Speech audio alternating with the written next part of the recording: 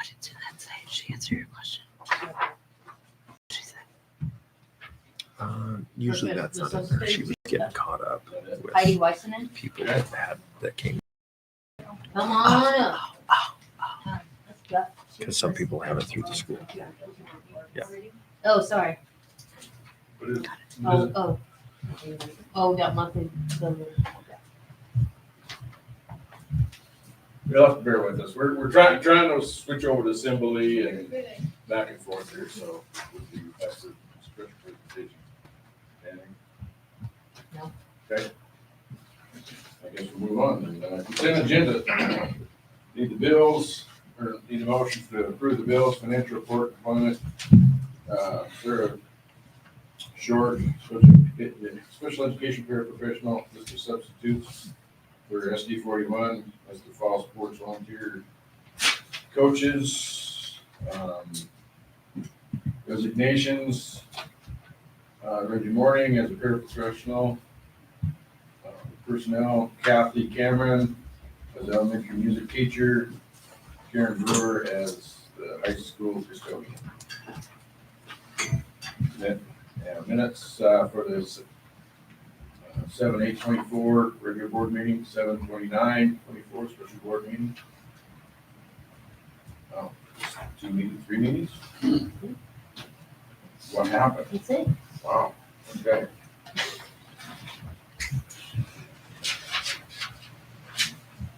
So I'll need a motion for all that, please. So moved. I second. Got a motion and a second. Any further discussion? All in favor saying aye? Aye. Aye. Opposed? Motion carries. Open forum concerning visitors that signed up on the.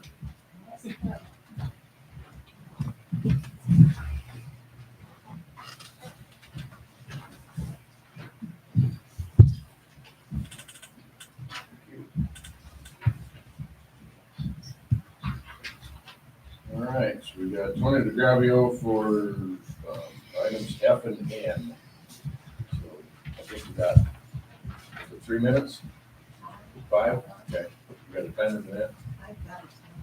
Are you having an easy time looking at this? No. All right, Mr. DeGravio. I think push that button. Welcome back, oops. everybody. Hope you all had a good summer. I'm here to talk about, the concealed carry for the teachers and staff. And I believe it's beneficial to our students, to our school, to our district, if it's done in the right way. And Seth is qualified to teach it.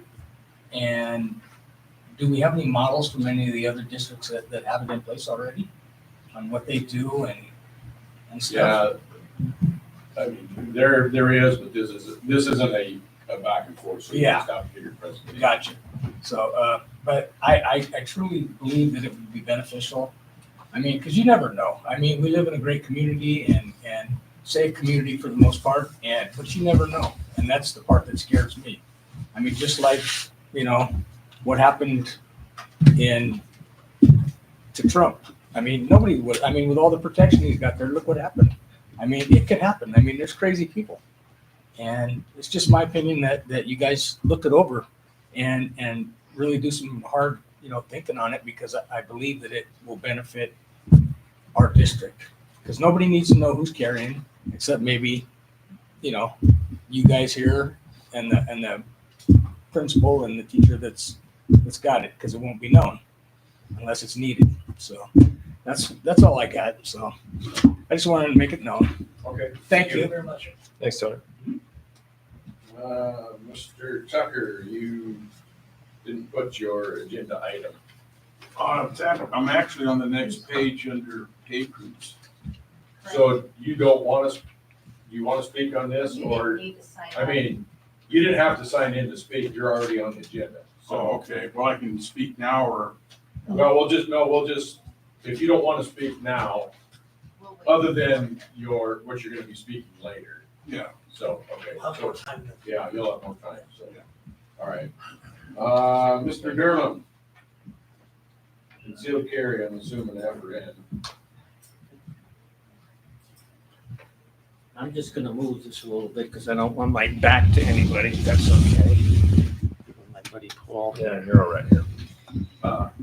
Durham, that actually has to stay right there. You are speaking to us rather than those. Okay, how's that?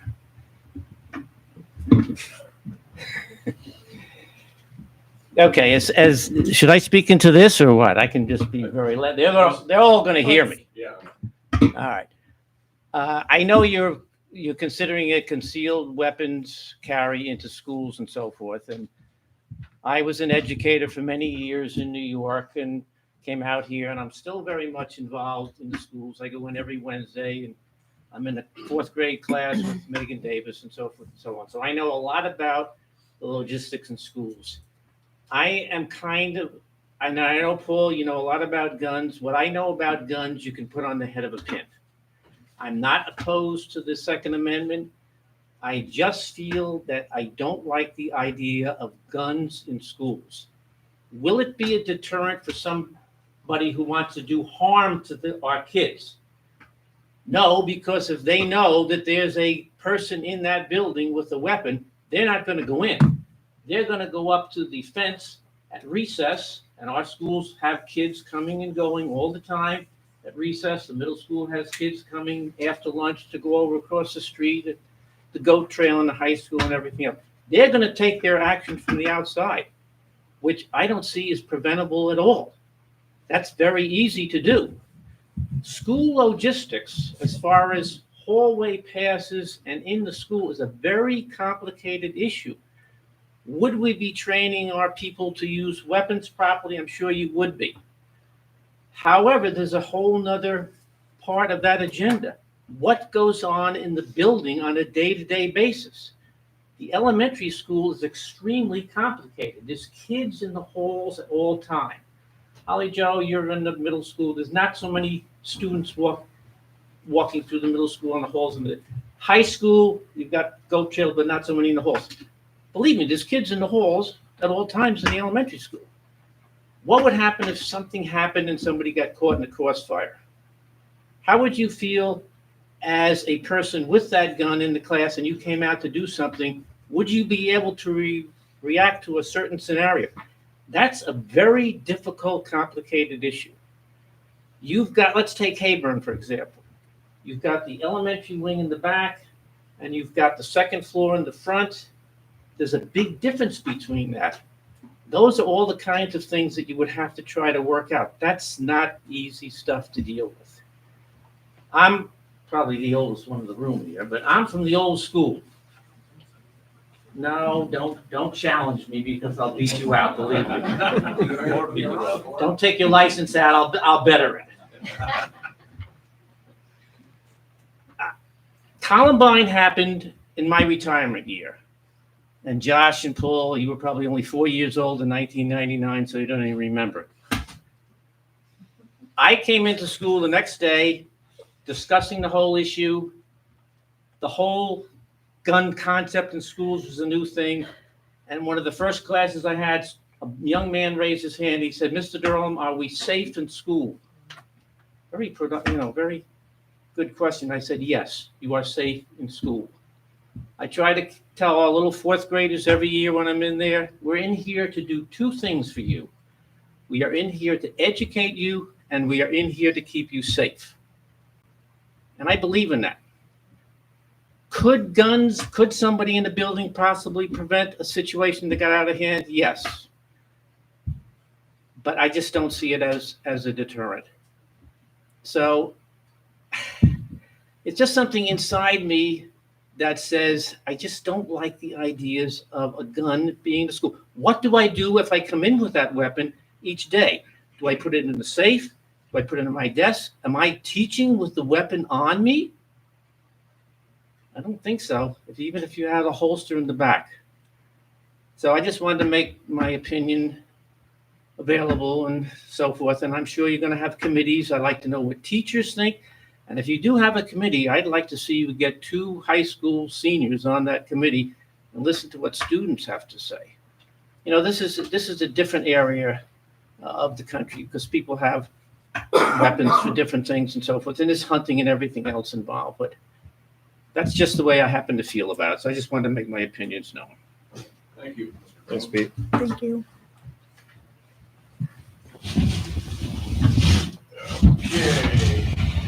monthly building reports. Middle school social There we science go. teacher Heidi Wasman presenting an American Battlefield National Teacher Certificate. Now we're ready for you, Heidi. Now we're ready.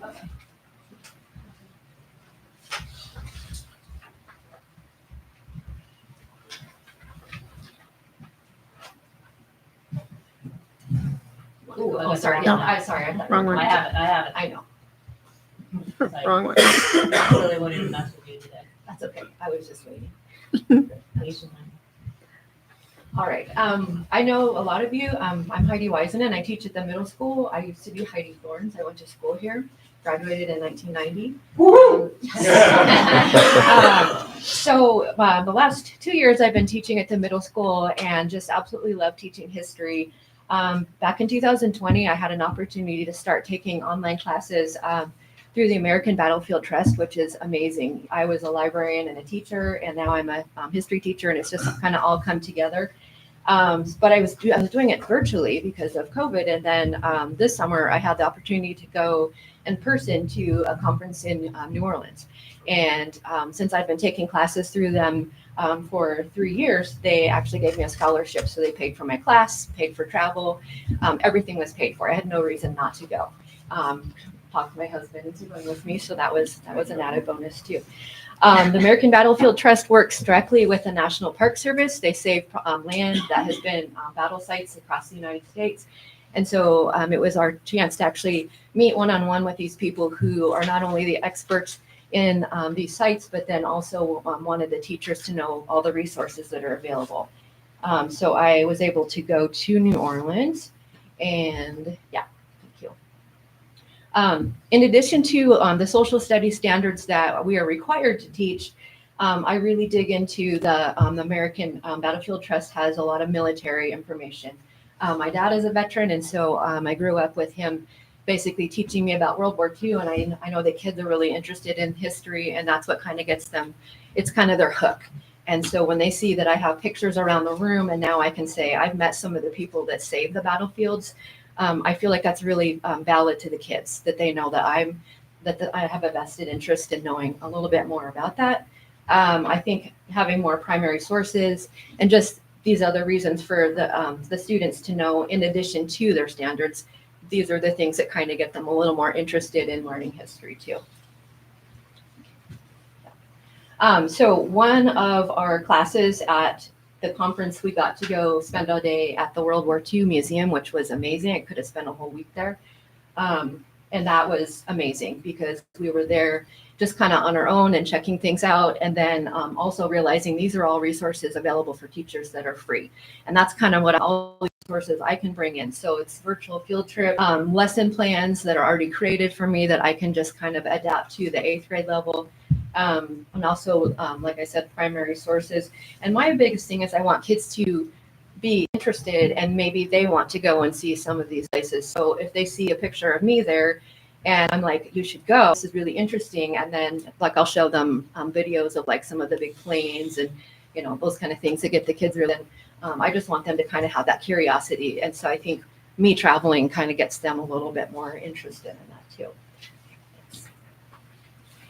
We had some amazing speakers. We had people that had relatives that were involved with like descendants of Civil War people and my instructors. And then on the bottom are some of the websites that are available directly in Battlefield Trust, which I thought would be interesting to you so you know what we use in the classroom. I absolutely use the curriculum that we have, but I just wanted you to see that we also have these things available that if I am teaching about Civil War or War of 1812, I can pull up you know, what are our soldiers' rations and things like that. I think those are really important. And then I also got on the list where they're going to send me a trunk of something from a specific war. So they have things that they're going to send in the trunk. So as soon as I get word on that, I'll know when that's coming. But yeah, I just wanted you to know what teachers do on their off time. And it's really worth going, really worth going and traveling. So. Thanks, Heidi. Thank you very much. you. Here's everybody.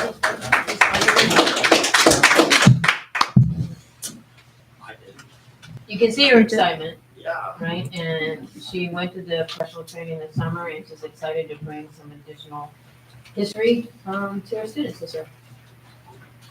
Exciting. Yeah, thank you. St. Mary's High School science teacher, Wilkinson, STEM conference. Hi, I am Rachel Wilkinson. I'm going on my 22nd year of teaching science, and I think I've taught everything in science except for maybe 2 classes. And so I didn't know what to expect when I went to this conference. It was a materials science conference, which I had never really heard of, and it wasn't a thing. Now it's a degree. You can get a degree in material science, and it's just what it sounds like. It's how different materials interact. And it was probably the coolest conference I've ever been to. So, and it, you know, the way they taught the conference was they had teachers who actually teach the conference. So they came in and they didn't say a whole lot to us. They just said, hi, we're glad you're here. Let's go to the lab. And we spent the whole week in the lab. So I walked away with about 40 different labs that now I'm comfortable with, and I could like just start implementing them day one. And so, and the only reason I can do that is because we went and we just did the labs. And they didn't tell us what we were doing. We just had to read the instructions and then do the labs, and we'd come back and they'd talk about it. And we did all kinds of things with crystals, polymers, plastics, like, you know, we made different flexibility plastics. So some that were really flexible and some that were really hard and very simple to do in the classroom. Things that I would never have thought of. In fact, in chemistry, most of what we deal with is liquids and gases. We don't even really touch on solids in labs because everybody knows what metals are. So we don't really do anything with it. But I now have a whole lot to do. And it mostly applies to chemistry. And so I will be able to add something, 1 or 2 labs to every chemistry chapter. A couple things will fall into biology, but not as much. And the cool thing, there were people who were there who had the conference the year before, and they were still learning new things. So it was really impressive. And then, so that was one of the really cool things, was all the different labs that I'm comfortable using a torch now with students. And I don't think I ever would have been if I didn't go to this conference. And the other cool thing was I was in a room for a whole week with about 15 or 16 chemistry teachers. That is unheard of. So that was really cool. And now I'm walked away with 3 or 4 other teachers that were already collaborating on how to incorporate this into our chemistry next year. And so it was a really good STEM conference, the best one I've ever had. So, any questions?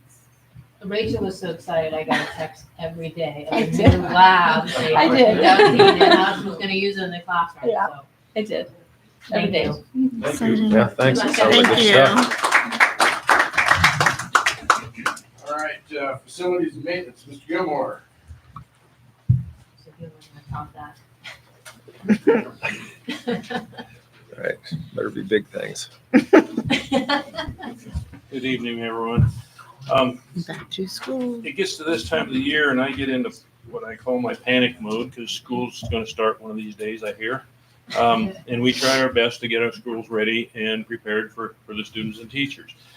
I tend to concentrate more this time of the year on things that haven't gotten done than things that have. So I'm going to go through a few things that have gotten done before I think about the have-nots and can't sleep again tonight. But anyway, we've been working on a sewer system upgrade out at the high school. It's controls for a 50-year-old system. We're in the process of that. Parts finally came in a week ago, and now we're just getting it done. So we should have that wrapped up by the end of the week. The door safety things, we've got a second door for the people to buzz in at Hayburn. That's done. Emergency key boxes we're waiting for information from the fire department on that one still. Timeout area in Hayburn, the Woosters took that on as a project and got that area complete. Let's see, we've got surveillance cameras. A number of those have been replaced and some more upgraded in Upriver and the middle school. We're working on getting key fobs, a few more of those done. Again, scheduling has become an issue with everything, it seems. Let's see, where are we here? Exit doors at Hayburn, again, waiting on delivery of those parts. It was all custom ordered stuff, of course, and it should be, I think they'll be here this week to start some of the prep work, and hopefully by next week we'll have that finished up. Exterior lighting on buildings, if you'll notice upriver, all the buildings have been lit up a little bit more.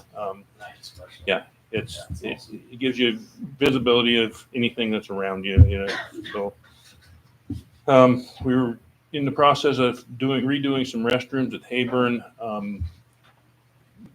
I was convinced to not maybe tackle the entire job all at once, just so we could kind of see how it went. It's tearing out old stuff that's been there for the 100 years and trying to make new stuff fit. We were in process. Nick's Plumbing is nearly finished with the one bathroom this year at this time, and we'll see how it goes. And maybe we can fit another one in during one of the breaks. We don't know that for certain yet.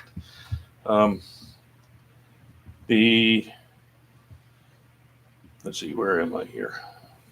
The Hayburn front area where we were going to do some upgrading landscaping there, we were in the process of getting that going and meeting with McKinstry and the city. There are some issues in the front that we're going to have to probably do some excavating right through the middle of what we were planning on doing.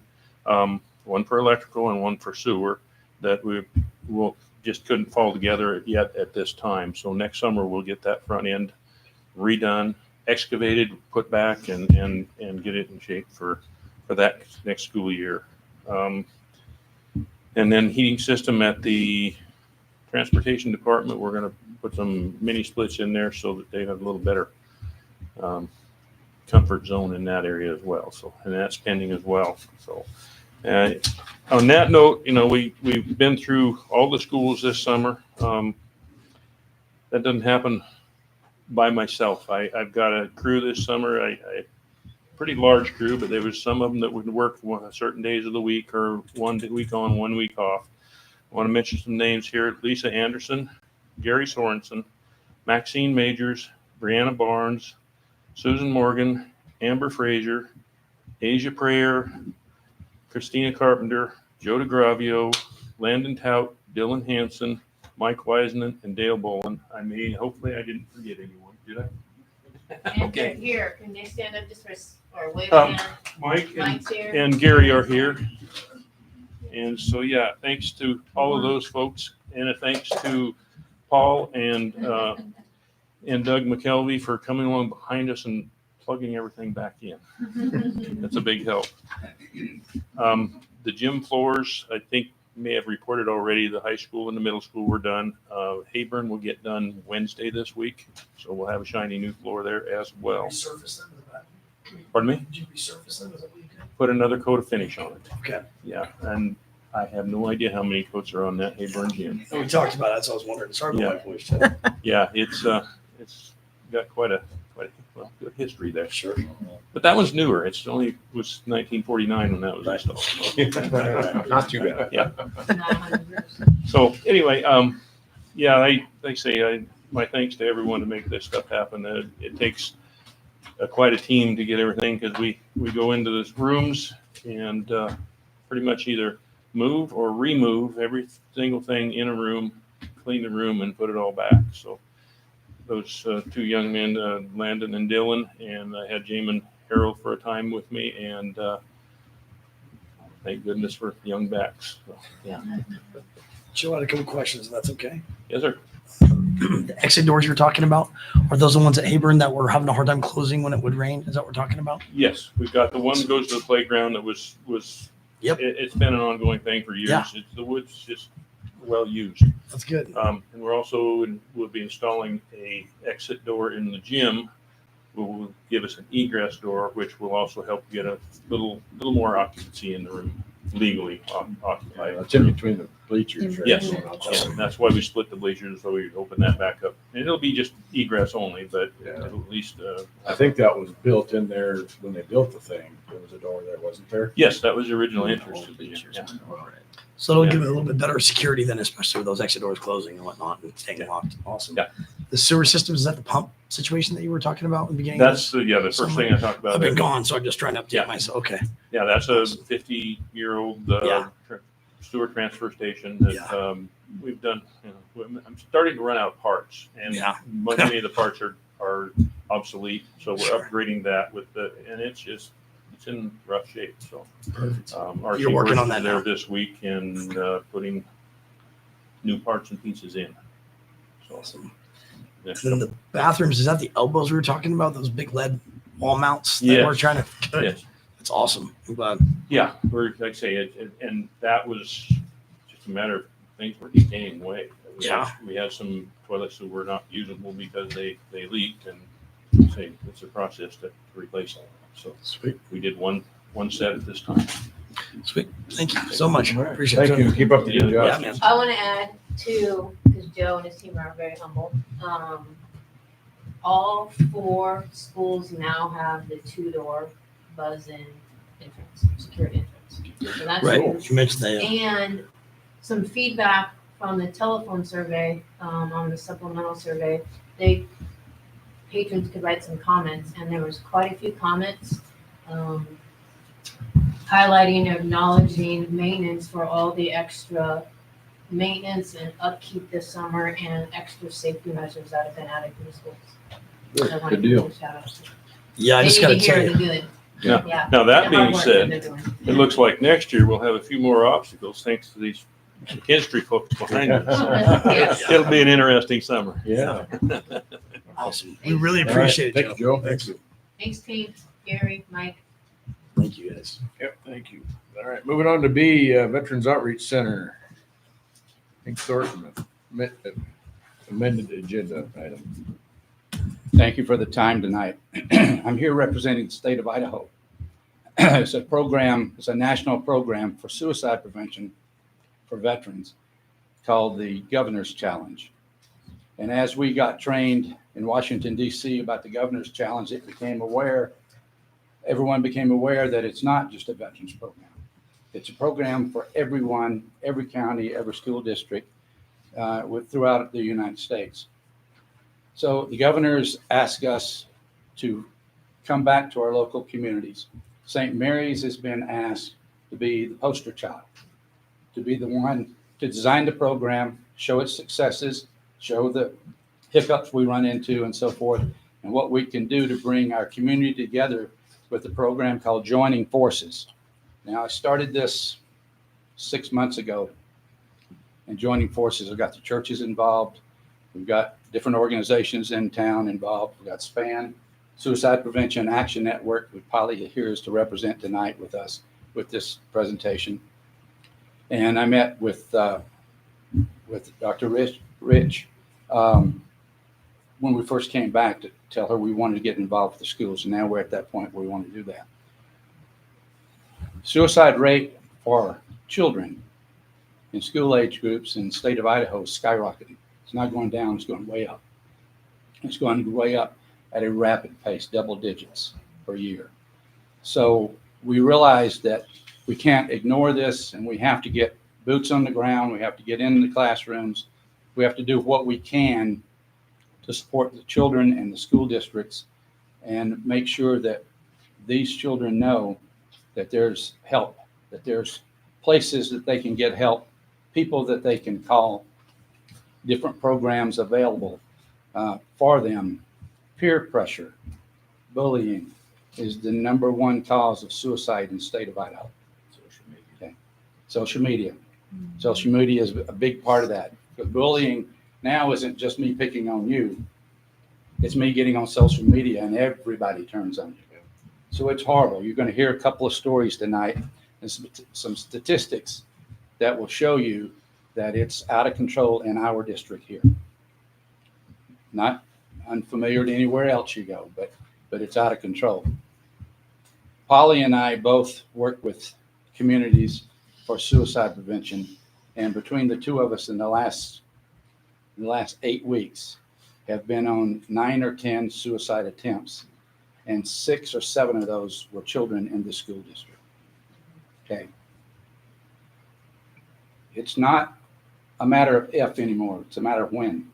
We're going to lose children in these schools to suicide. It's coming. We've just been very, very lucky. School shooters throughout the nation are getting more and more involved. We're finding that law enforcement is stopping a lot of them because they're hearing about it. But we're not immune to that. When you take an individual who was weak in school, who has a terrible home life, and you batter them to death, their peers day after day after day. And they get to the point where they feel there's no way, no return. In many cases, they want to get even and they want to go in, and whether it be a teacher that shunned them or students that picked on them, it's a matter of time if we don't do something to help these students before they get to that point.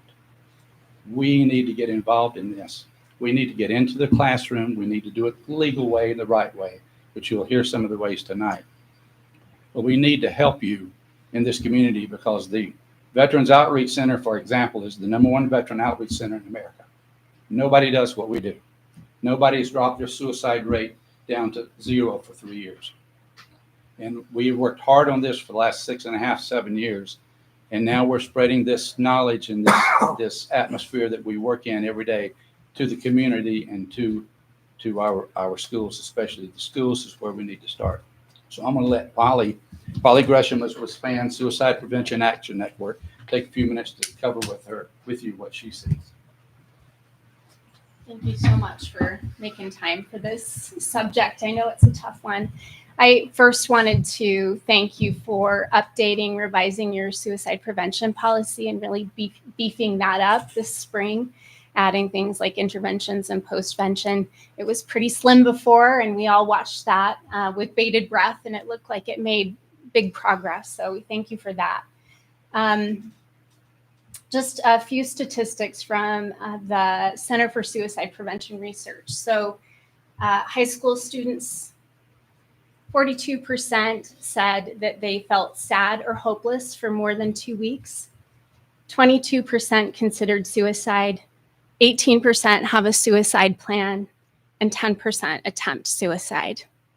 We also know that talking about suicide does not increase suicide rates. It decreases suicide rates. So it's not something that we need to be afraid of.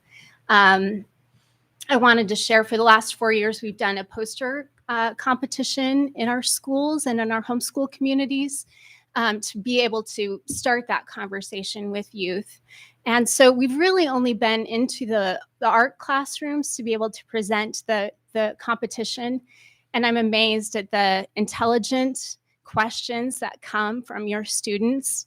Most of them ask, if I have a friend I'm worried about, what do I do? They're looking for tools. They want conversation. First time we allotted 5 minutes, and a lot of times it takes us 40 minutes until we felt like we've answered all of those students' questions. Just one thing we do pass along to the students, and I want to pass along to you today, is that the 988 text or call crisis line now also has a mobile crisis unit attached to it. So once that person calls, they can kind of assess, and if they need to send out a team, they can send out a team.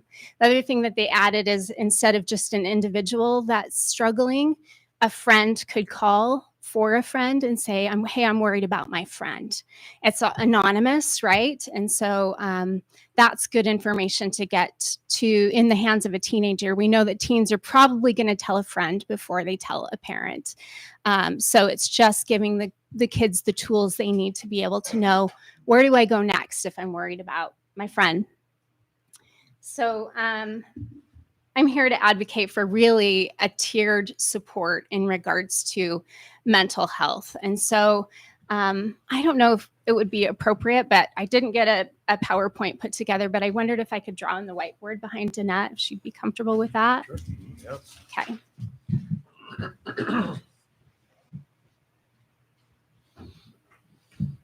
So if we look at kind of a pyramid like this, if we start with like a school-wide prevention program, and it doesn't have to be much. This could be 1 hour in your health classroom in middle school and high school that says, if you're worried about a friend, this is what you could do, right? This is going to be like the sunscreen. It doesn't stop anyone from getting a sunburn, but it's going to protect about 85% of your students. That would be something like SOS is a program. It's signs of suicide. It's uses the acronym ACT to acknowledge, I forget what the other word is, sorry, care, and then tell an adult. So very basic. Again, I think it's age appropriate. It's not too much information.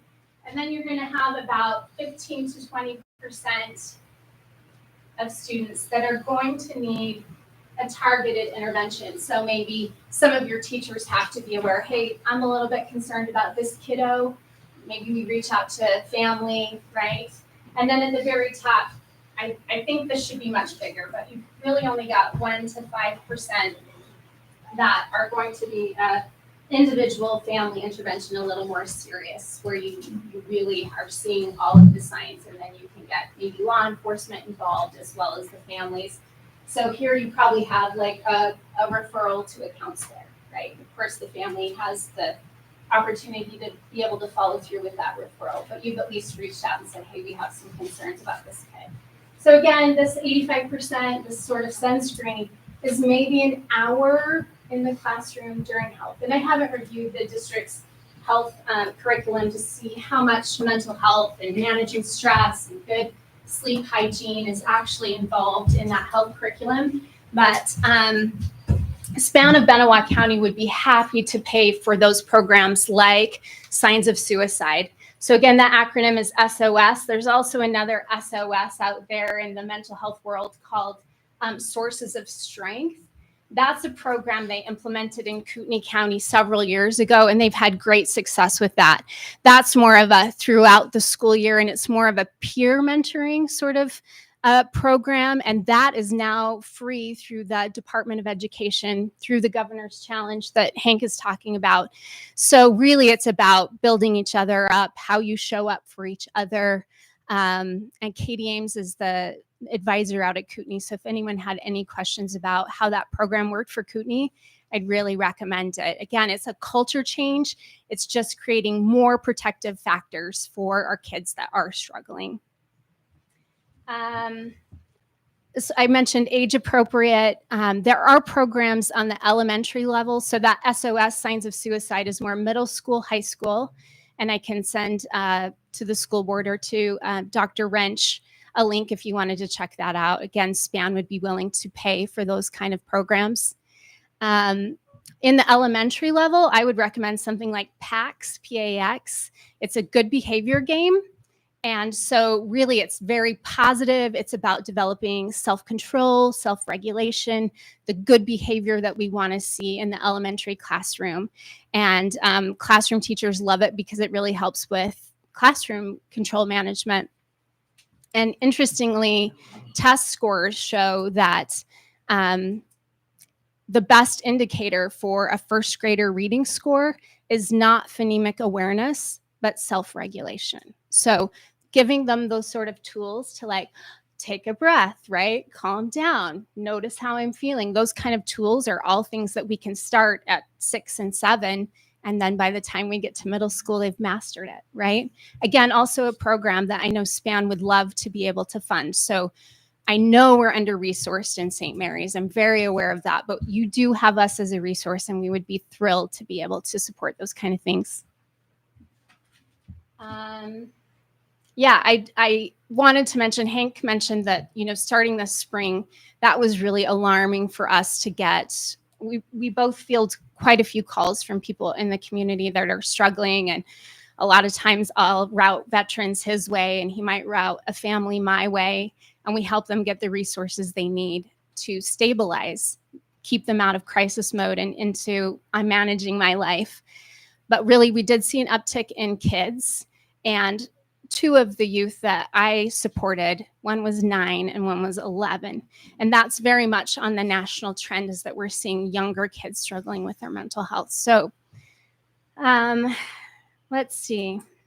Yeah, we just want to establish effective collaborative partnerships. SPAN is working with people like Holly Jo Shea. We're hoping to start maybe a panel or a series this fall, starting in September, maybe offering another one in October and November. So we'd like to start with like social media, helping families. How do we manage social media? Giving them those tools. And then maybe how do you manage stress or organize? So more kind of in the series of mental health.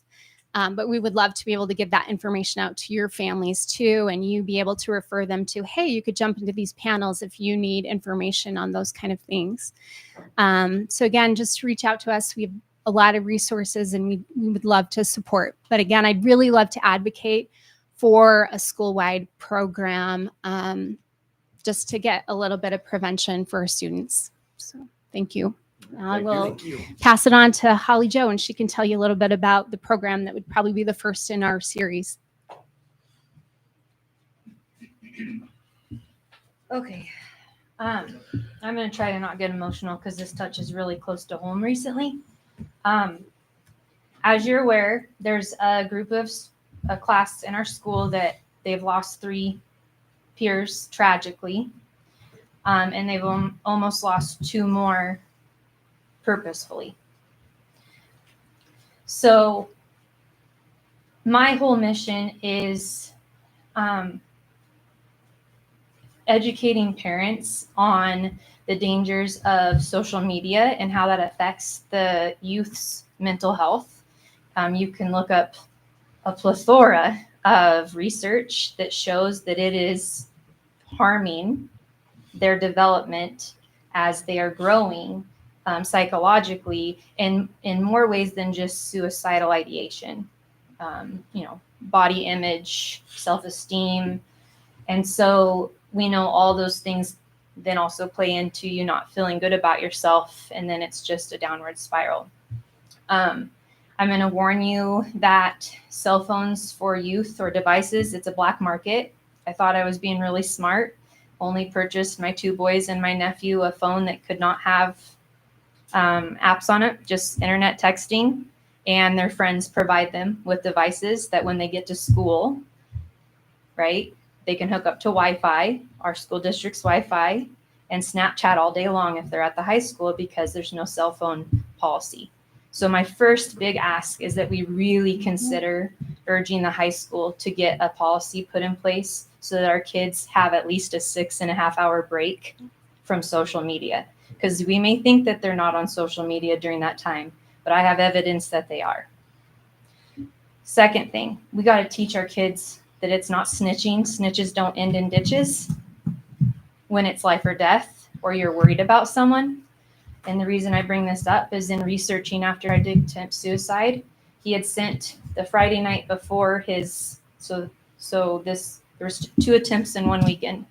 First attempt, he had sent a Snapchat to 98 people with blood coming out of his head, saying that he wanted to end it all and that he loved all of them. 98 of them saved it. 1 texted me at 1:30 in the morning to let me know that Jamin wasn't doing okay. That's almost 1% of our youth's peers speaking up about their friend who obviously needs help. Right. So that's one thing I do feel we can teach in the school. I'm all for a fine line between what the schools teach and what parents teach. I really do respect parental right. But by God, the truth is there's a lot of parents that aren't teaching their kids things, or they are talking to their kids, but because it comes from their parent, it's the in this ear and out the other, right? And so the cell phone policy would be a first step. Our middle school policy is the bee's knees, and as far as I'm concerned, they can still bring it to school, but it goes in their locker the minute they get there. And if we see it out during the day, it goes to the office. Mrs. Carson holds on to it until the end of the day. They go retrieve it, and then they're on their way. If they don't touch it during the day, they get it out at the end of the day. Oh, mom texted me to go to the library. Sweet, I'll go to the library. And it all is well. They're not distracted. It decreases cheating, I'm sure, by I don't even know how much, but you get the picture.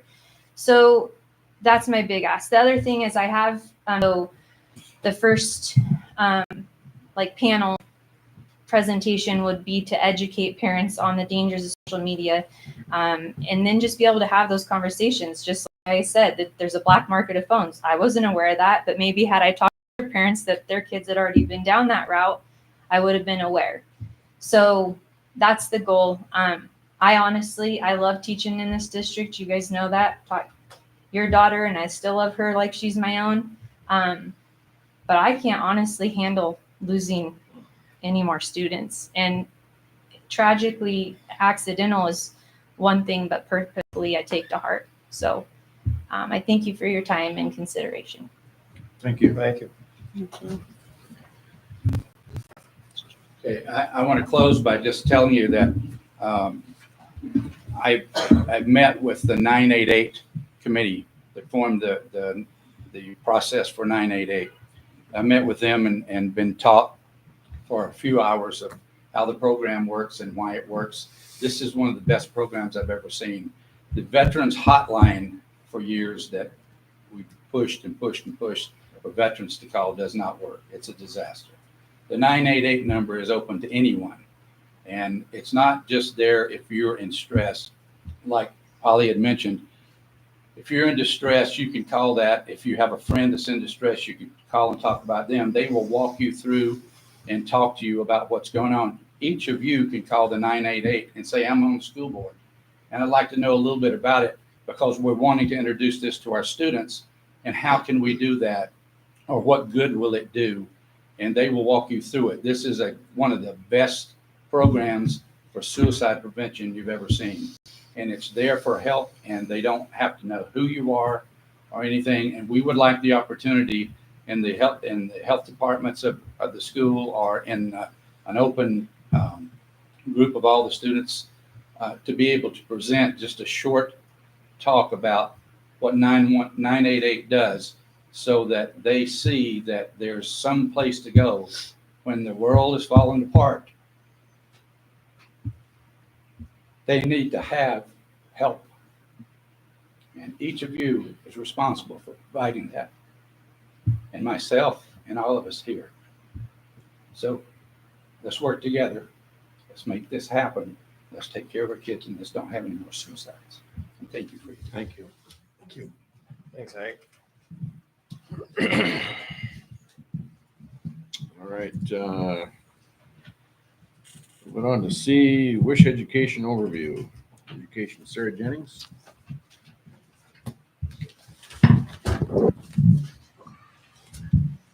Good evening. Thank you for having me. My name is Sarah Jennings. I am an educator and the advocacy coordinator for Wish Medical Women's Health. We are a nonprofit sexual health clinic, one in Moscow, Idaho, and one in Poland. We offer free services to all of our clients. So I have provided you with a service card of Wish Medical. We provide things like free pregnancy tests, free ultrasounds, free STD testing, free women's reproductive health exams, education, on and on it goes. Also education pieces. So I do sexual risk avoidance education for them. I've done that for about 1.5 years. So have taught at different schools, and I've given you in your packets some different information throughout the presentation, but Troy, Potlatch, Kendrick, Colton, Genesee, Deary, all over. Our clinics have 2 registered nurses on staff as well as a nurse practitioner. They're all under medical guidance of Dr. Brown, our medical director. So all licensed there. A little bit about myself. I've been married for 17 years. I have 3 kids. I have 3 teenagers myself. My oldest son, Judah, is 16. He'll be a junior at Moscow High School. My daughter, Ava, is 15. She will be a sophomore at the high school. And my youngest son, Titus, is 13, and he will be in 8th grade at Moscow Middle School. My husband and I have talked to our kids about sex, about relationships, healthy relationships, communication, commitment, healthy relations, all the things. We've always had an open door policy with our kids. So we've always encouraged them, if you're going through anything, if you hear something, you don't know what it means, please come talk to us. So we've had all those conversations. As I've gone into schools to teach sexual risk avoidance, I have found that that is not typical. A lot of parents are not having these conversations with their kids. And that is kids telling me that, you know, it's, how many of you guys talk to your parents about big things? And it's like, yeah, right, my parents do not talk to me about this. In saying all that, I love teenagers. I've told each of my kids when they turn 13, I said, I am really excited actually that you're becoming a teenager because I love working with teens. I have a bit of a loud personality, a little bit sarcastic sense of humor. I just can build that rapport with the kids pretty quickly. And that is actually one of my key goals in going into schools is number one, to build rapport with them. If we're talking about sex and body parts and STDs and all things, I want them to feel comfortable and I want them to feel safe with me, knowing that we are going to have a good time. I mean, we're throwing out Jolly Ranchers throughout the class periods, like interacting with the students. But it's really important to me. They know who I am, that I'm a safe person. I tell all of my classes at the start, none of this is weird or awkward or uncomfortable for me to talk about. I understand sometimes, you know, parents, they may have gone through sexual trauma themselves. They may have been assaulted or abused. And so it might be really difficult for them to have these types of conversations with their own kids. But I care about my own kids and I care about the students that I come into contact with. In no way, shape, or form am I trying to push my agenda. Am I trying to push my beliefs or my thoughts on them? Simply, I am trying to give them the best factual information I can offer them so that they can make the best choices for their own sexual health. So this is our clinic in Moscow. If we could go to the next slide, please. So again, I like to introduce myself to them, tell them about who I am, what I like to do. Again, at that point, just tell them I really love working with teenagers. We're going to get to know each other pretty well throughout our time together. Typically, my classes, we take about 5 to 6 class periods. Colton tends to be, we do like 2 half days. Typically, I'm teaching 8th graders and 10th graders, although I was able to teach at Moscow High School last semester, which was really exciting, and I had 5 classes of freshmen. So that was a really cool thing. So that's typically the classes I have, with St. Mary's being about an hour, 20 minutes away from Moscow, which is where I'm coming from. The hope would be to hopefully have a couple days of those half classes or try and figure out timing-wise something that wouldn't be so much travel for 5-6 days. So we can go to the next slide, please. When we start wish education in my classes, we always go through what I want them to learn and to gain. They have worth and value. We love that these folks brought up. Kids, a lot of times are not being told this. They're not being told that their voice matters. They're not being told that they have worth and value, not based on how good they are at sports or how good at grades or how handsome or beautiful they are. It's simply because they are a human being. They have worth and value, and I want them to know that. So we talk about that a lot as we go through our class time together. I want them to know their choices have potential risks and consequences and outcomes, both positive and negative. And we talk a lot about how their choices don't just affect themselves. A lot of times teenagers, it's just that in the moment, I'm making this choice right now, and they're not thinking long term. And so to get them to start thinking more long term and future oriented, how they can positively affect their future by the choices they're making today, and then what they can do to have a healthy relationship. So as we start the class, we talk about generational differences. So what we do is we start with, and we can kind of just keep going through the next few slides, but we talk about the baby boomers, we talk about Gen X, we talk about millennials, and we talk about Gen Z, and the choices that they have made in each of their generations and how that has affected the next generation. So ultimately coming to the sense and the point of who do you want to be remembered as? Who do you want to be remembered for? What changes do you maybe want to make in your own life to affect your own future? Maybe you come from a family of divorce. What choices can you make today to better that future for yourself? So we go through all of those things. And then in the next slide, we go into abstinence. A lot of teenagers don't know that abstinence is a choice. We've had that come up before. They're like, what? I don't have to engage in these things? Yes, you don't have to do that. So we have pieced different things together from the CDC, from other reputable medical sources. The CDC says the safest sex is not participating in any sexual activity. So we do define in the classroom what any means, because we want them to know if you're not to be participating in this, what does that mean? So We do tell them that any includes vaginal sex, anal sex, oral sex, or mutual masturbation. And just being very upfront and honest with you all, we do that because genitalia are involved, which is where most risk is involved, because you can have unwanted pregnancies or contract an STD. The second safest sex that the CDC says is in that long-term mutually monogamous relationship with an uninfected partner like marriage. They hear me say that phrase so many times, they know it by the end. So we talk about mutually monogamous means I am their only partner, they are my only partner. When we talk about a long-term relationship, we're talking like marriage. Bring up the point of if we're talking marriage, how long is marriage supposed to last for? Forever, right? Till death do us part. So that long term is not a 3-month relationship or a 2-year relationship. We're talking long term. The next slide we go into is levels of experience. So we ask the kids, please be respectful of one another in the class. We just ask them to look at this, see where they fall on this list. I will say the very bottom, those who are forced or pressured to have sex, we always stop at this and just say that we are sorry if that has ever happened to them. It is never their fault. It is never the victim's fault. Really encourage them to seek help or support. They can talk to me, talk to a trusted parent, adult, teacher, coach, somebody to get help.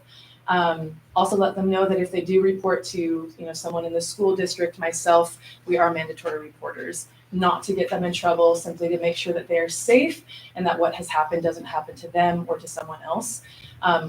We give facts every 68 seconds. An American is sexually assaulted. Every 9 minutes of that, it is a child, from the RAIN website. So we really want them to know they're not alone. However, in looking at this list, if we're going forward, we talk about recommitting to abstinence and saying that if you have, participated in sexual activity, you can recommit to abstinence and make that choice. So on the next slide, it does talk about what recommitting to abstinence looks like. So we go through that list as well with the teens and just talk to them about what each of those means in regards to recommitting to abstinence. From there, we go into, in your packets, there's a values worksheet. Really important for them to think, what is important to me? Who is important to me? What things do I value? What am I looking forward to in my future? And then thinking about the choices I'm making in my sexual health to either obtain those things or potentially delay them. For example, in Potlatch, I had a guy who was like, I want to play Major League Baseball. Really excited. We talked MLB every day during class, after, before. And so in our class, when we were talking about values, I said, okay, well, let's think about this. If you are going to go into Major League Baseball and you are going to go into college first to play and you get someone pregnant, how is that going to change things? And he had the most mature answer I think I've heard any of my students say. He said, well, I'm probably going to have to drop out, get a job, and support her and the baby. I was like, wow, that is really mature. But just that thought of this one decision I'm making could potentially affect the rest of my life. Now, can you potentially, get someone pregnant or be pregnant yourself and still manage to get through life and achieve things? Absolutely. It might just look like a bit of a different order, but encouraging them that they can still do things, they can still do hard things, but just to get them to think about their future and what's coming up. So after values, we go into what we call the pies. Wish Medical, we take a holistic approach to sex. So we believe that sex affects us physically, intellectually, emotionally, socially, and spiritually. In the schools, we don't talk about the spiritual aspect. So, and you can ask any of the schools, I don't go there, we don't do that, but we do talk about the other aspects. So in the next few slides, we bring up stories of clients that we've had come into our office, have given us permission to anonymously share these. But I have the kids dissect what part of this is emotional, what part of this is physical, what part of this affected them socially, to get them again to think this is not just a one-time I'm going out and having sex. This could affect you in a lot of different ways, just to kind of get their mind thinking of how that could happen. After we go through the stories, we go into the RAM. So the RAM, this is called the Relationship Attachment Model. This was developed by Dr. John Van Epp. He studied thousands of relationships, looked at the good, the bad, the ugly, and he came up with these 5 bonding dynamics. I've been certified to teach this training by him personally. We could spend hours on the RAM, to be very honest. It can get very deep. Just to keep it short and sweet tonight, he said that the safest place for your head and your heart is not to touch more than you commit, not to commit more than you rely, not to rely more than you trust, and not to trust more than you know. So you're keeping yourself safe from potentially having sex and not knowing the person, not having communication about have you been tested for STDs and now you have one because. So, like I said, this is fun. I typically will kind of map out my own relationship with my husband, and that gets the kids' attention. They have a lot of fun kind of mapping those things out. After the RAM, we're talking about relationships. So I've added these sections in based on classes that I had in Moscow. We had a student on the questionnaire that we do at the end who talked about how having an unhealthy relationship can actually lead someone to want to commit suicide. That was a big wake-up call to me. And so I've included information for students to know what is a healthy relationship, what is unhealthy, and what is abusive. It's really important for them to know. We have gone into fraternities, and sororities, bringing information on the RAM, and so many of them had said, I wish I would have had this sooner. I wish I would have had this at a younger age. So the next couple of slides are also just more on warning signs of an abusive relationship, and then how there might be different types of abuse in that relationship, just to kind of give them more knowledge on what that may look like for their lives. After this, we go into sex in the brain. So we talk about how their brains are not fully developed until the age of 25 to 30. So they are not making decisions based on the prefrontal cortex, which is self-control, long-term consequences. Rather, they are making decisions based on their limbic system, which is on pleasure and emotions and survival. So pretty interesting. Sex in the brain is probably one of the most interesting topics to the students because they didn't know any of these things. If we go to the next slide, thank you. We talk about neurons and building neural pathways, how we reinforce behavior through repetition. So a lot of times I'll tell the kids, like, cross your arms, and they'll cross them, and then I said, okay, now cross them the other way, and it's like, okay, and it's like, that's a neural pathway that you formed just by repetition.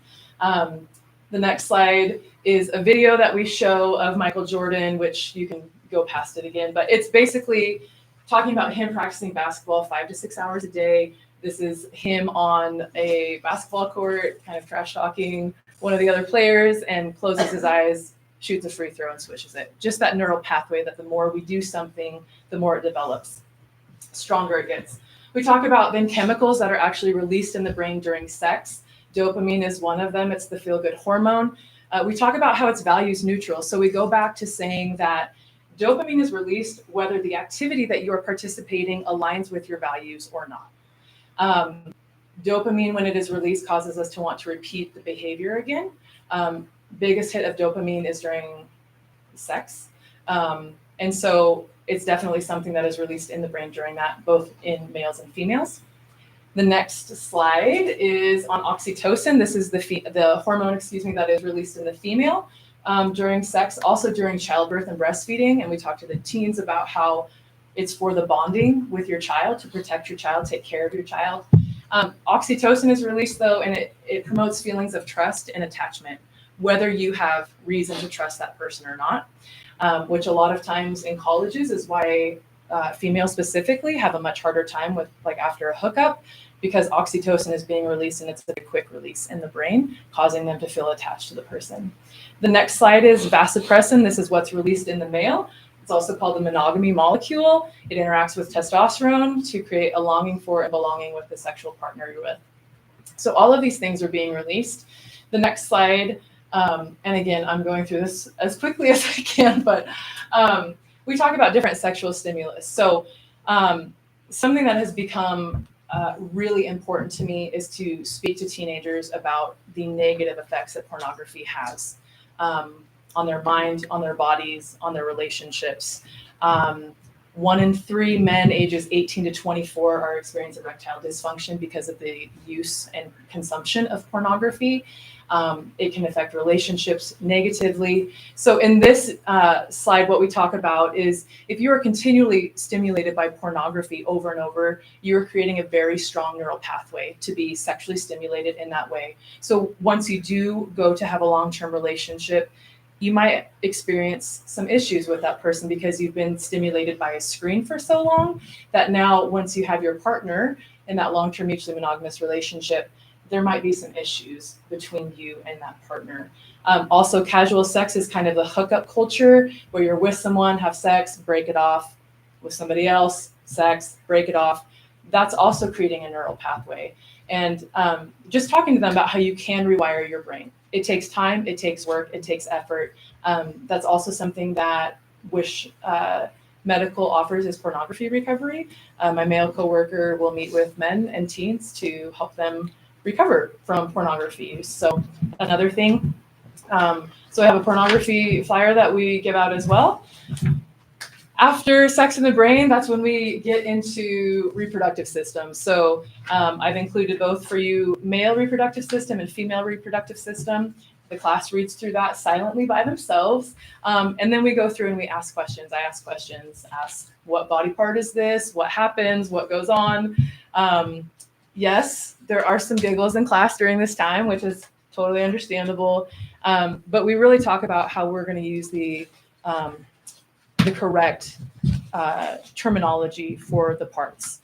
It's important for that if you're going to see a healthcare provider, a partner someday. Also, if you were sexually assaulted, for police to continue an investigation, they have to have the correct, anatomically correct terminology. So we talk about that as well. It's really important for me, again, just the care of my students is talking about things that maybe no one else is talking about with them. Nocturnal emissions, discharge, periods. I want the whole class to know these things because it is normal parts of male and female anatomy and what's going on in their lives. And I even tell them, I'm like, guys, I've talked to my own boys about periods and what happens. And like, you guys need to listen just as much as the girls are listening. It's important because this is a natural part of life for any female. So also, I will say that as we go through education, we always use the phrase partner. It just keeps things neat and tidy. I'll just say that for where we are in our culture and just different choices. So we watch this video on the menstrual cycle. Then I talk through the menstrual cycle with them, letting them know just the parts of that. We look through this slide. The next slide is the women's internal reproductive system. So we talk about, okay, you've just, sex has just occurred. Where do the sperm go? Where do they meet the egg? Where does the egg implant? We just go through the whole thing on how babies, I'm sorry. Conceived. I can't think of the word I'm trying to use. Conceived. Yeah, well, conception, but like in the uterine lining, implants, in the uterine lining. So the next video that comes up, this is 9 months and 4 minutes. So we go through this video with them. I just talk to them about, and we can pass that. Just go through just the developmental changes of a fetus in utero. After that, we just talk a little bit about the trimesters that a woman goes through. Then we talk about STDs. So the whole class will read through bacterial STDs and viral STDs. We do 4 bacterial and 4 viral STDs. Baby boomers, there was 2 known STDs. Now there's over 30 different STDs known. So just kind of letting them know what's out there and that it's really important to have these conversations with a partner when they're engaging in sexual activity. Also talk to them again. I'm not there to push one way or the other. Obviously, I would love for them to choose abstinence for their own lives, but if they are choosing to engage in sexual activity, CDC says that they should be tested every 6 to 12 months or before every new partner. They should wear condoms, about all of those things as well. So they're well prepared for that. Lastly, we talk about the care plan. This is a way to talk through boundaries. A lot of times I'll ask the students, if you are in a speech class, do you practice your speech before you go up in front of the class? And of course you have the kids who are like, no, I don't do that. But majority do. And I said, this is the same thing in talking about boundaries. You need to say these things out loud. You need to share them with your parent, share them with a best friend. It's just a way for them to protect themselves in their relationships that they have. End of class, we do a questionnaire because again, it's really important for me to know their thoughts, their feelings, what they've learned, what they've liked, what they haven't liked. We also hand these out at the beginning of every class. And I put one of these in with all of your packets. This is an anonymous question card that at any time in class, and they can always ask questions during class. But if they have a question that they don't want anyone else to know, they can write it on here, and I will answer questions the next day in class. I've been doing it long enough to know who is trying to get a rise out of me or the class, so I don't answer all the questions because there are some that would shock anyone. But there's a lot of times that students really do have questions and no one is telling them. Honestly, I've had a question from a student, what is masturbation? I've asked my mom, she won't tell me. I've asked my friends, they won't tell me. I think it has something to do with fishing. And I'm like, okay, that's not it. But with the questions, we keep it very practical. We keep it very simple, to the point. We are not going into any sort of detail or depth. So that really is the presentation in a nutshell. We meet all Idaho state standards doing this education. I love doing it. I love meeting students, love teaching it. I've included my business card in here as well if you have questions, want to reach me, anything else. But yeah, I appreciate your time and listening. Yep. Thank you. Thank you. Thanks. After lunch, is it possible to? Yes. Thank you so much. I appreciate it.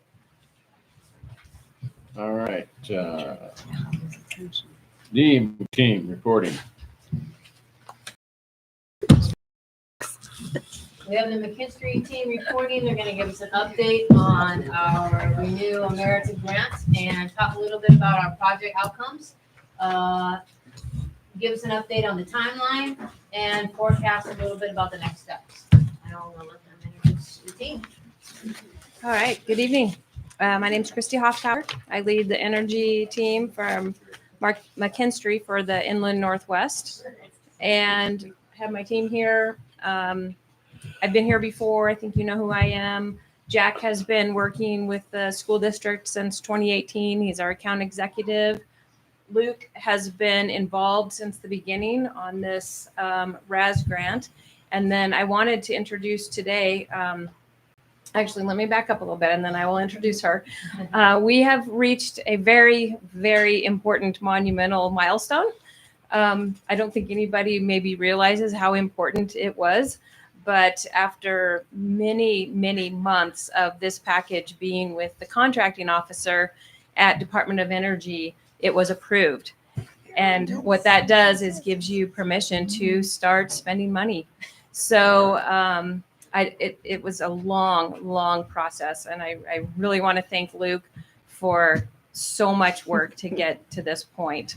So now that we have been working along even before this in design of the upgrades that will be happening to the schools. And that's what Luke's been heading up. We are getting pretty close to wrapping up the design and being able to come up with what we call an energy savings proposal, which would cover all of the scope and pricing of the project. So we are bringing in Elena McIntosh Perry. Hello. So she will be the construction project manager. So as Luke is finishing up his role of development, she will come in and be your primary contact for the construction phase of the project. But she comes in early because we want to have a really good transition. So she'll be helping to work on the schedule because she'll be the one that's accountable for it. And Elena lives in Idaho. She'll be working from her home in Viola, Idaho. And yeah, do you want to say a few things? And then I'll let Luke talk about where we're at. If you have some questions, we'll wait till the end, but I'll give you a really, really quick bio. It goes back about 30 years, but it's a really quick bio. So I started my career in environmental science, and I was a hazardous materials contractor. I was recruited by the fire department in 1999, became a firefighter right before 9/11, spent 12 years in the fire service, 4 years of those as a flight medic. And then when we moved here in 2014, really was kind of over it anyway. And I decided to finish a business management degree and take a 6-week construction management course. And since then, I've been a project manager yet again for construction, primarily in the university system.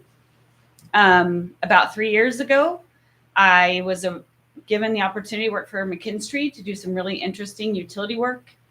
And it has since blossomed into now being in front of you guys at this state board or school board meeting and introducing myself to you. So I'm happy to help Luke bring this across the finish line from a design perspective and deliver you guys hopefully a top-notch project for your school district. And from what I've seen, not only do you need it, but you deserve it.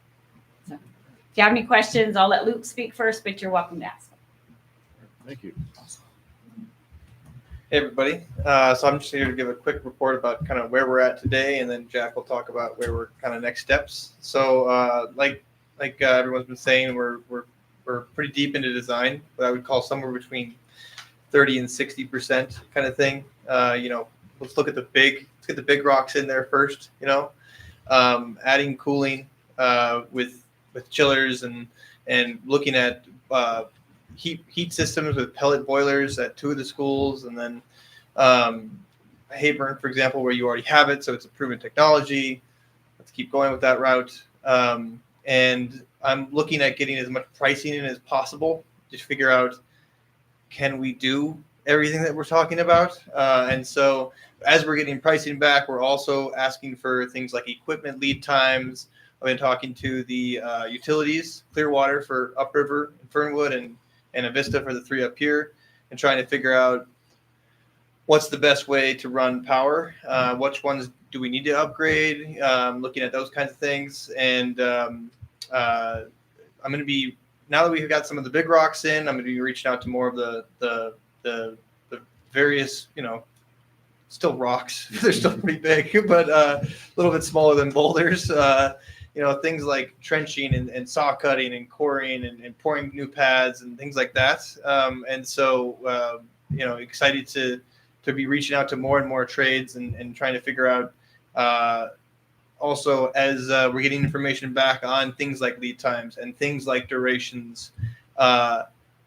When are we going to actually do all of this? So I have an idea that's just been in my head this whole time, but now that we have Elena here and now that we have a lot more information about this piece of equipment, it's going to take this long before it gets on site for all of the different, big rocks. Trying to figure out what we're going to do next summer versus the summer after that, because there's just no way we can do all of this in one summer. So we don't have that quite nailed down today because I don't want to sign us up for something that we can't quite deliver on, but we're getting really close to being able to actually tell you exactly what's going to happen for actual construction in the next 2 summers and beyond. So, Jack, you want to cover kind of next steps? I'll be just quick. Everything's got a process, and as a design build construction company, there's definitely you guys chose in our first, if you recall, our previous project. There was a design component, there's a build component. So under the process, you're basically looking at wanting to finish up, as Luke's talking about the design, there is what they call, we're a performance contractor. So in order to do that, there's some guarantees that we need to put together. One of them's cost, energy savings, and the performance of the project. So when he gets done with basically all the cost analysis he's talking about, there's definitely going to be a proposal to review with you. If you recall, the last time we did this, that proposal review is basically saying what are all the guarantees and the costs. That is the basis, that reporting of what that is the basis for the construction contract. And then once you approve that reporting, that goes into a construction contract to then go into the construction of the project. So there's a little process still to be done. And we've done this many, many times. As a performance contractor, it's required. It is an actual under the state's requirement for performance contracting. So we're just kind of hitting all nuts, how do you say, every stride we can, just to make sure the process is met, but at the same time, you guys are meeting all expectations and so on, if that makes sense. So we have a little ways to go, but it's a process. And now that we've got this approval, which is awesome, now we kind of get the next step moving. That makes sense. Any questions for us? So with where are you guys going to help locals get licenses for doing some of the contract work? Wasn't Licenses? Okay. that this? Help with the, Okay. Yeah. That was part of licenses. So That was part of the paperwork in so that they can bid on these projects. because for Davis-Bacon requirements, other federal requirements that it's essentially paperwork. Technically, it's not just to be sure everyone's aware, it's not necessarily like a contractor's license unless they don't have one of those. Talking about public works. Yeah, Right. so Public Works, To be able to and approve. I can actually help with that. And so I'm at the point now where I need to start finding out who is all interested. And so, and reach out to them, give them a package, get their numbers, find out. And then when they're giving me their pricing, they can also tell me, I don't know anything about Davis-Bacon, or I know a little bit about Davis-Bacon, or, Davis-Bacon is the wage requirements, etc. Or, how comfortable they are with working with, the kind of contracts we have. We can give them an example of a subcontract for them to look through and see what they like or don't like about it, and we can talk through it. So I'm pretty much at that point now, and so that outreach is going to start happening here very, very soon. Good. Have you had very many contracts? So what? Yeah, so Scale Up is McKinstry has a program called Scale Up, and so anybody that we do this outreach to, whether or not they're picked for the project doesn't really matter. I mean, anybody who we would be talking to, I would also be talking to them about a thing called Scale Up. So McKinstry, I can help them on this one individual project, but maybe they want to do more with it after this one project. So Scale Up is a McKinstry program where they could come in and they could be a part of a program over the course of, I think it's a year. I want to say it's a year, maybe 8 months. Obviously working with their schedules, most importantly of all, but to try and help them scale up their work, and so they can, in helping them with whatever they really need. But there's also cover some basics like financials and scheduling and maybe some software things and chances to collaborate with other entities across in the state or in the region that all may be facing similar issues, and kind of seeing what did they do to solve that problem, like that kind of thing. Yeah. Yeah. So it's just businesses that may not have the time or wherewithal to go to or the chance to pay for these kinds of things. This is a kind of program that's free, and it's you have to be selected to be in it, because we can't just open it up for absolutely everybody. So it's a bit competitive to get in, but then once you're in, McKinstry kind of opens up its network to say, hey, how can we help you grow your business in a meaningful way? So that would be an opportunity for anybody that would be interested at all in this work. So yeah, that's Scale Up. Other questions? How many contractors have reached out to you already? I have reached out to internally for mechanical and electrical. We have some people in-house, and so we needed to find out the big boulders of like, are we going to make it? And so, have I reached out to me? Zero. Yeah, and you locally, have they reached out to you? I know we talked about that when we met previously about that. Correct. So 0 have reached out to me. Okay. I have a list of 2 or 3 that I have yet to reach out to, because I wanted to figure out the gigantic boulders first. We're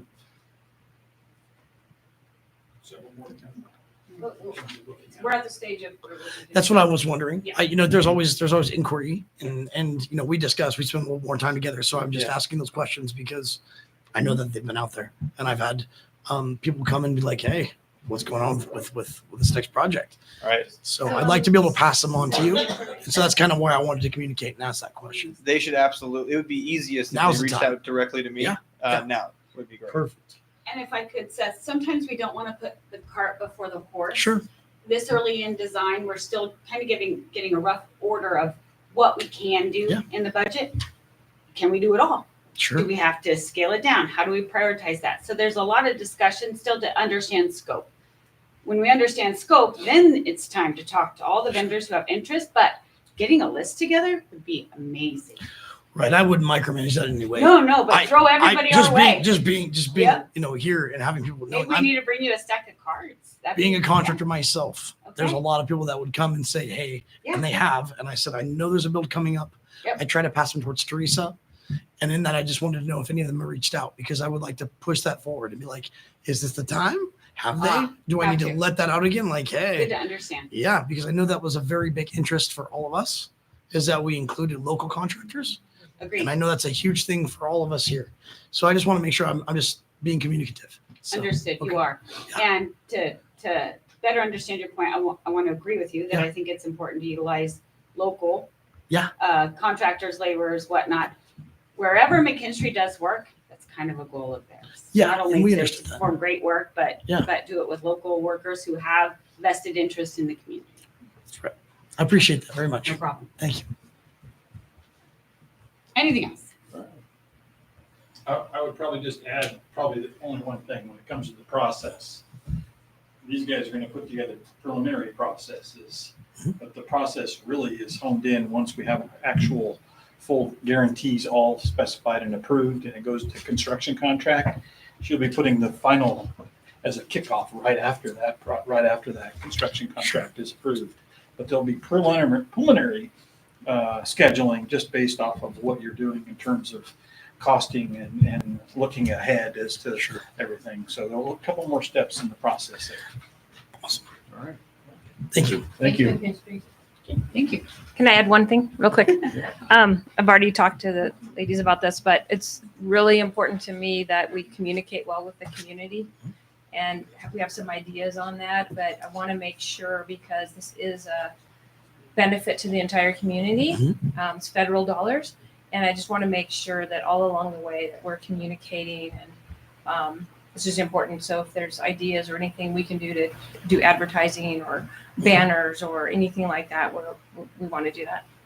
I would definitely say, just speaking from this point of view, is that, that's something that we would appreciate, is that knowing those timelines when they come up so that we can also help out by speaking to our community as well. You know what I mean? Yeah. So, thank you. Thank you. All right, moving on to E, supplemental levy film research. Mr. Dr. Rich Bowser.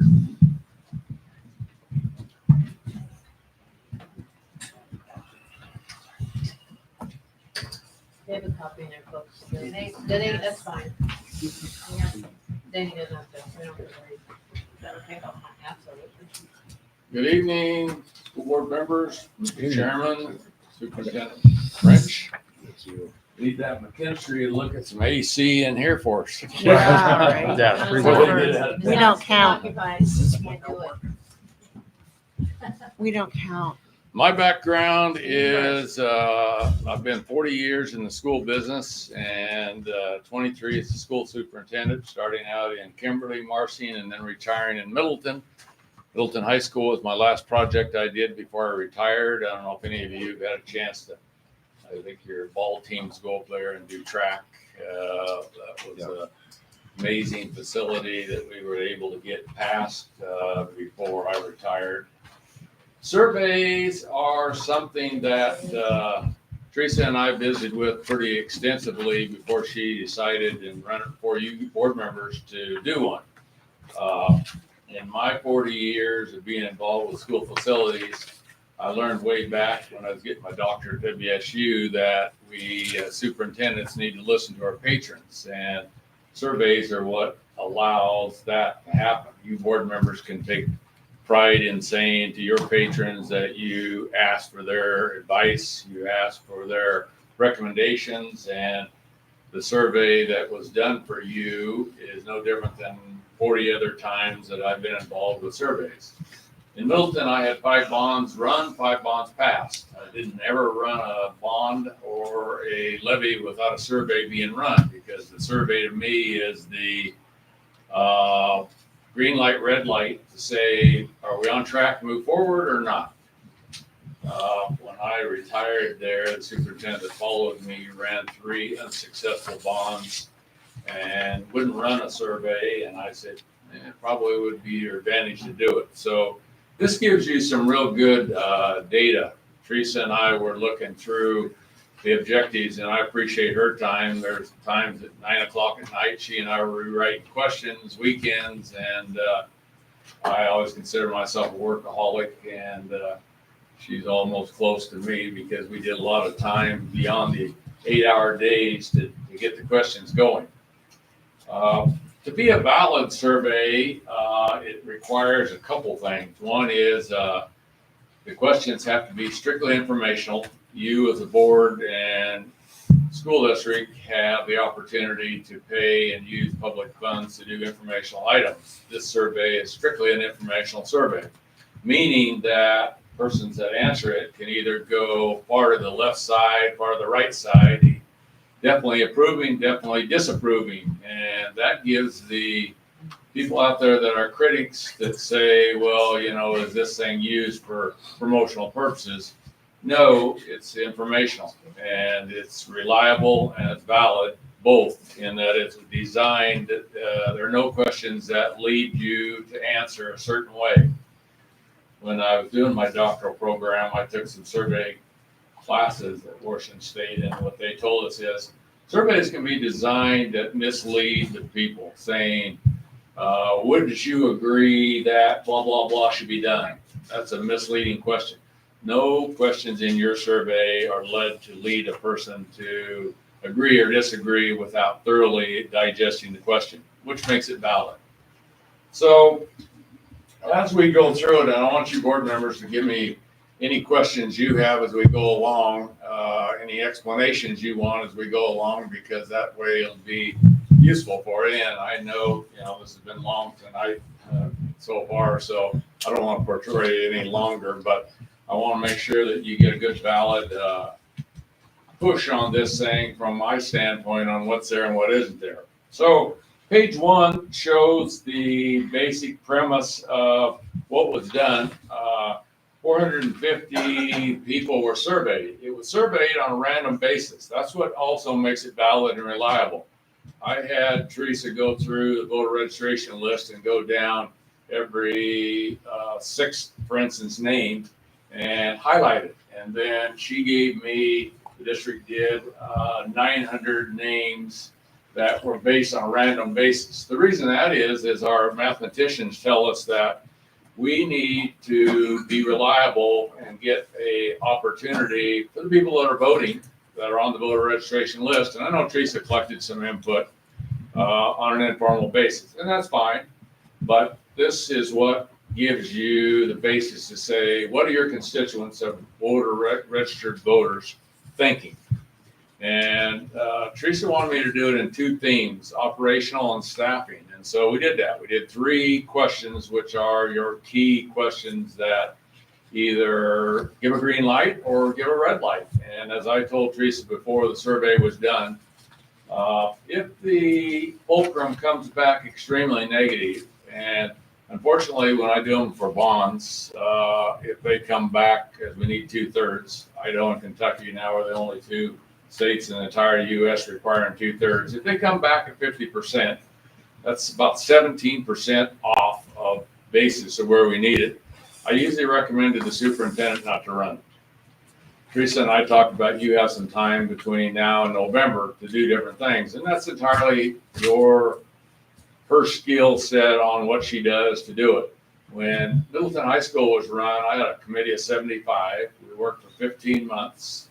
Everyone told us we didn't have a prayer to pass that bond, and we got 86%, which was one of the highest percents in the state of Idaho, for 51 million. They told us you don't have a prayer, your other high school burned down, you got to replace it for 10 million with funding. And I took a gamble and had it redesigned as a middle school, knowing that we were going to run a high school, that the one that burned up wouldn't handle the amount of kids we had. So that's how that high school got done, was the patrons bought into that. Those 75 people spent a lot of time, and the survey ran said we were going to get about 80%. We were 6% off, but we knew that we were a little higher because the no's, when people talked to them, the no's said, we're not going to pursue this because the district, the facility committee has done their homework. They've answered all the questions there, and so we're not voting at all. So our 80% that our survey said we were going to get went to 86 because 6% of them didn't vote. We surveyed, in your case, 450, which made up a pretty good population, almost 10% of your voter registration. Teresa and I talked about how many should we run, and my response was, the more we run, the better we get, the choices of them responding. So 10% gave us a good sampling. If we look on page 1 there, the thing that we want to do is to get as close as we can to 50-50 with males and females. We came up very close, 48 to 52, and the reason we had 18 difference heavier on the females was that we had more females registered to vote and more females that would answer the survey. The person that does the calling for us is a gal that has handled 40 of these surveys for me, does an excellent job, and if any feedback is there one way or other, I'd like you to give that to Teresa, because I use this gal consistently to help me, and I've never had negative feedback. But on the same token, if that is there and it's something that we can learn from, and I can say to her, this is what we need to correct, she'll do that, and so will I. So we asked those people in the front of the survey, she did, if they were residents of your school district. And unfortunately, voter registration lists are not entirely accurate. I do surveys that 5% of the people that are ready to respond say, no, I moved out of the district. For one reason or other, I'm not a resident of the district. I live there, but my residence is somewhere else, or my household where I get homeowners is not in that district any longer. So we only wanted to deal with those people that were in your district, because those are the ones that can vote and have voted. So you see question 2 there. We want a little feel for the people that answered that. And we asked them there if they had children, relatives, or grandchildren. More than half of your respondents did not. And that tells us that you got some senior citizens, probably a pretty heavy amount. 2 is maybe some younger ones that have younger children. But 53% is a little higher than what we normally see, usually about 50-50. But you can see there that the majority of the no's there were females. And I highlighted for you every case, every question, the highest percent there, and the numbers. And we asked them that if they were part of those 215, do they have kids in the district? And their answers, of course, were yes. And they spread out over 280 kids in your district in between elementary, middle, and high school. So those are ones that answer with probably pretty good relevancy, that they know what it's all about with the school. The next question is, have they been inside? Because we want to know, and so do you, if those people understand what your schools are made of, needed, your operation and your staffing has an effect on the levies, because that's what you're going to run there. And so 62% said that they have been in there. So that's interesting that the ones that do not have children still have been in the building. The next question was a little bit of a risky question, and I told Teresa, I said, a lot of superintendents don't like this, because if this came back negatively, saying that you, as a board and superintendent, aren't using your funds wisely, well, probably not a real good chance you're going to pass a supplemental or any other levy. But that gives us an early, quick question. Do they feel you guys as board members and Teresa, as a superintendent, has been wise and prudent in handling past supplemental levy funds? And almost 70% said yes. So that's a pat on your back that they gave confidence, saying you're doing a good job. Board members, the business manager, and the soup are doing things that they agree to.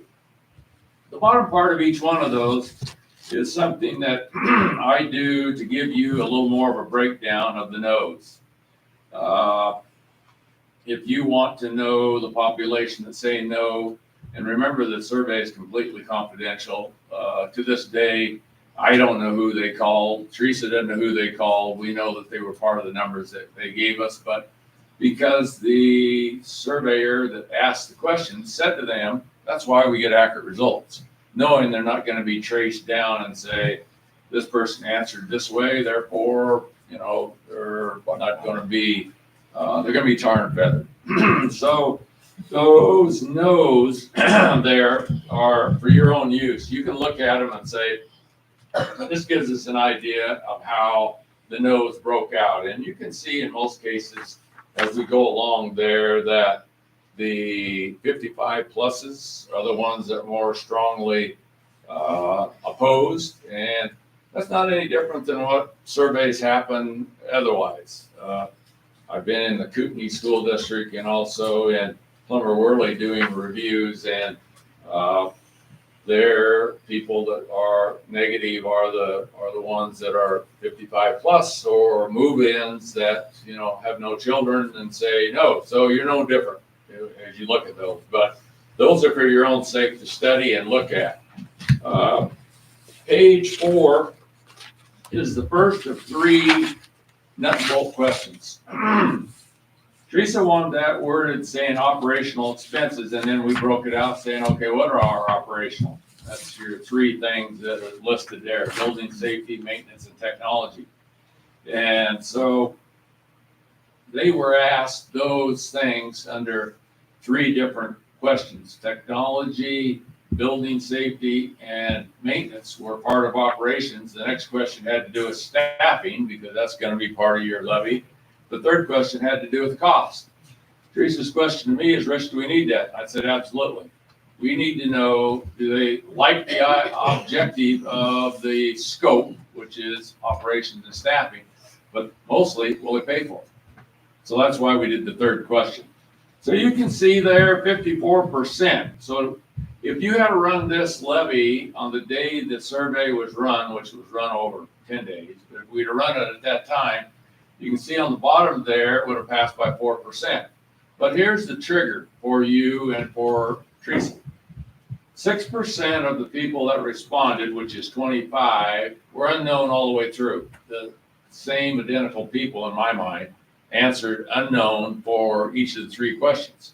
So as I look at this from an outsider saying to you guys as board members and a superintendent, that can be a negative, but the positive is that the board, yourself, when you represent your patrons out there and Teresa goes to promote this, you're going to say to those people that are unknown and give them enough information that they're feeling good about what's there. Because if they were not touched, if they were left alone, there's a high probability that those unknowns could vote no.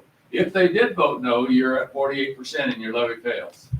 So people look at this and say, Rich, 54%, we got it made. And I say no.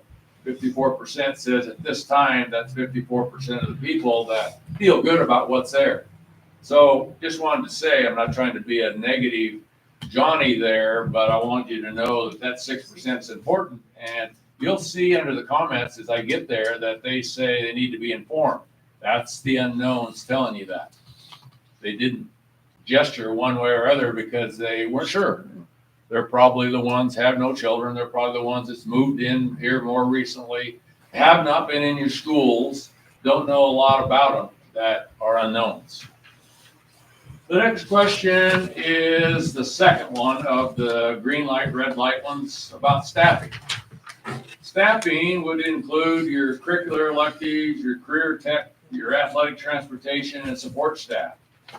We wanted people that knew about a little bit about it to know, and the person running the survey, Melanie, I asked her for feedback. I said, how are the people of St. Mary's in response to being good people that you talked to? She said they were very polite.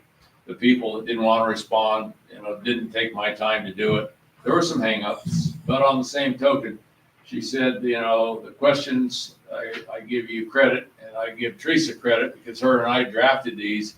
They were good self-explanatory questions that the person responding didn't have to wonder staffing. Now, what's that include? We told them what it includes. We told them what operations it includes. So they were nice about saying we understand what we're responding to. That was 54%, which was just in tune with the first question. So when Teresa asked me, she said, Rich, do you think there'll be a differential of the two questions, operation and staffing? I told her, I said, there's a possibility there could be. However, the majority of staffing operations that are there say, you know what, that's what schools need, both of those. So they look at them and say, probably in our best interest to approve them both. So the unknowns, you see again exactly where we were, and you look at the amount of people that said no, awful close to where they were. This was a little surprising to me that your 31 to 43 ones were the ones that carried the no's. Usually it's a 55 plus, but that gives you good feedback that you use this data when you move forward. The next question was the third one, and I would have bet some pretty good stakes that this would have been lower than the first two. Every survey that I've run is, and that's when I told Teresa, we need that question to ask finance. Every one I've ran, the financial part of that is always lower than the scope two, questions. Yours was higher.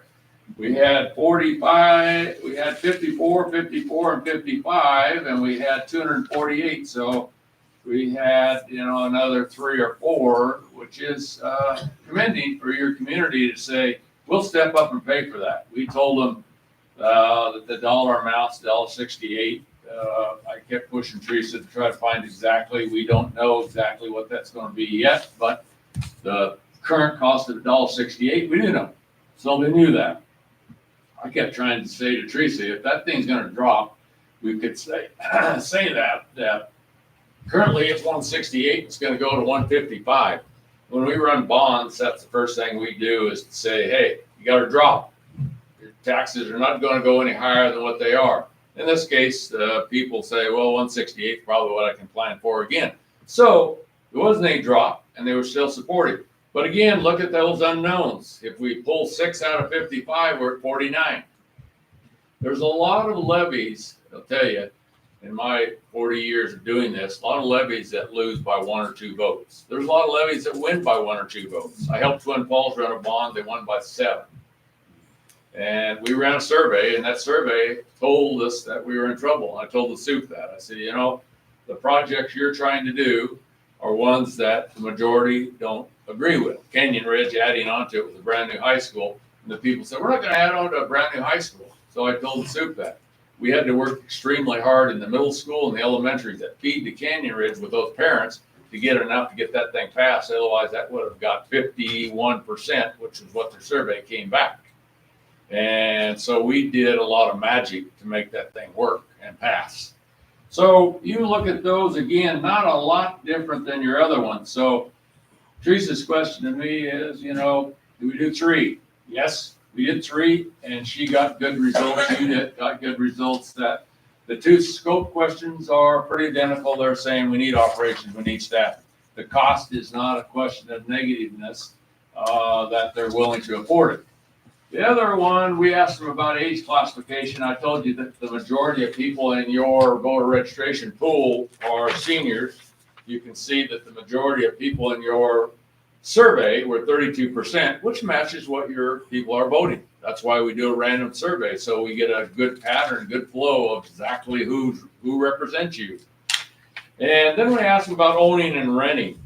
The reason we ask them about that is if you have a lot of renters, and I went to Madison and did a survey for them, helped them run a bond in Rexburg.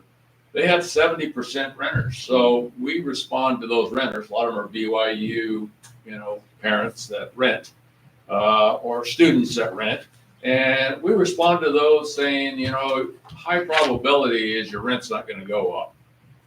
Your amount that you're going to pay is minimal, and that helped us. The people that were owning the rentals didn't like what we were saying, but it was truthful.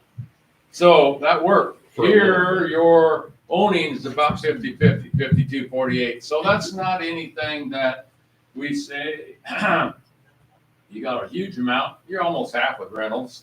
So if I were in Teresa's shoes, I would say that. The people that are renting are the ones that have an opportunity to say, I'll vote in the positive. and didn't affect that $1.68. Probably not going to affect them unless they're a person renting, charging a little more for rent. If you're not supportive, we gave the opportunity was that we gave them 2 open-end questions. Our survey gal says, Rich, we got to have a survey that lasts no more than 3 to 4 minutes. Otherwise, they get hung up. They're not going to do it. So she gives us the opportunity to give us 2 open-end questions, which were those 2, 3.2 and 3.3. Those came back. You can see the top line of that. Wasn't a lot of comments. 25 is minimal. Those could have been 20 people that said 2 comments. But on the same token, better inform us, educate us, and then we can make a decision. Those are your unknowns. I can tell you that. Those are people that said, I don't know. 25 people that said, I don't know. 10 of them which said that as a comment. And then you can go down there, school district's not growing. Well, those are things you kind of take with a grain of salt because they may or may not be accurate. They may or not know what they're talking about. Tired of all the levies? Well, I'll tell you what, every survey I run, they're tired of levies. I tried to get the legislature when I was in Middleton. Mike Boyle fought me time and time to try to say our 2-year levies need to go to 5 so that we don't have to run those darn things all the time. He wouldn't allow it and said, I'll never allow that, Rich. So could never do it, but didn't make sense for me either to only run 2 years. I said, Mike, you went with 30-year bonds. Why wouldn't we be able to go with 5-year levies? His answer was no. And he said, same thing with lowering the supermajority. He said, you're a good example at Middleton. If people do what you do, they can get 86%. So we're not lowering it. Either they do the job or they fail. Mike has a lot of power, as you know, and exerts his influence that we'll never see that. And the 50%, thanks heaven, we're at 50 with our supplementals because as they tried to run Tom Luna tried to run some legislation with the School Board Association saying you want to drop to 60. I said, I'm going to go against you, Tom, because it needs to be at 50. 60 is we have at least a third between 50 and 59 that fail. So we're going to help some, but not to the point we need to be. It failed with the School Board Association. Our Middleton people spoke against it. I did, and didn't get out of there. And Tom said, I can thank you, Rich. I said, it's a long ways. It takes a constitutional amendment on both sides of the House and the Senate to do it, and I don't think it would have anywhere. So you can see those comments there. There's a few people that said can't afford higher taxes. Well, they're paying it now, so probably are affording it. The last question there is anything else they'd like to share with you people, and we had 31 comments. And I think, we got good teachers in the district. That's always a plus. School board, you guys are doing a good job. There's 12 people. Wow. So you got the majority. You can pat yourself on the back and say, hey, you must be doing a good job because the majority say that is what you're doing. And then need a solid plan to get this passed. I agree that, what the superintendent, you guys draft on how you do it, it takes a solid plan. And you need more information. There you go. Those are those unknowns again. The same thing that answered the other one, saying need a solid plan that they can follow along with. Refusals, 66. That's a little higher than normal. You can see that 29 were polite and said to the Melody, not interested in doing surveys. 10 of them said, I'm too busy. 5 of them said, no, don't like it. 22 hung up on them. Unfortunately, a lot of times she gets halfway through and they hang up. But in this case, she said, well, I didn't spend a lot of time toward the end and they hung up. That's always maddening when that happens. But 66 on top of the 450 said she called 516 people during that period of time to gauge the waters with them. So my conclusion on this is that I think, and I agree with Teresa in wanting to gain, and so do you guys, board members, or you approved it, gaining information from your constituents. I always told my board members that the reason I do surveys is one, for you guys to be able to say to your patrons you represent, I'm asking you for your feedback. I'm asking you for your yes and no's and supportive and not supportive. And when we ran that high school bond, those people came back and said that. We appreciate you running surveys asking us for our opinion. Would I change anything recommended to your superintendent on our operational staffing? No, because both of those are about the same. There are things that are just in your levies, and if there was one of those things that were 30%, for instance, I would have told Teresa, that's something that you need to look at very carefully to see whether or not there are ways maybe to either change a little bit of that or educate better out there, you know, if you're going to continue and you need those expenditures in your budget. But I look at this and say, you got good information. Would have liked to have been higher in my mind? Yeah. I always run my supplemental saying I want them at 70%. The reason I want them at 70% is when I run a bond, I know I need 66 2/3, and the 70% tells me that, you know, I got a little bit of leverage to push my bonds. But on the same token, 50% is what's required. And so I say, you know, your education now that you have this is good.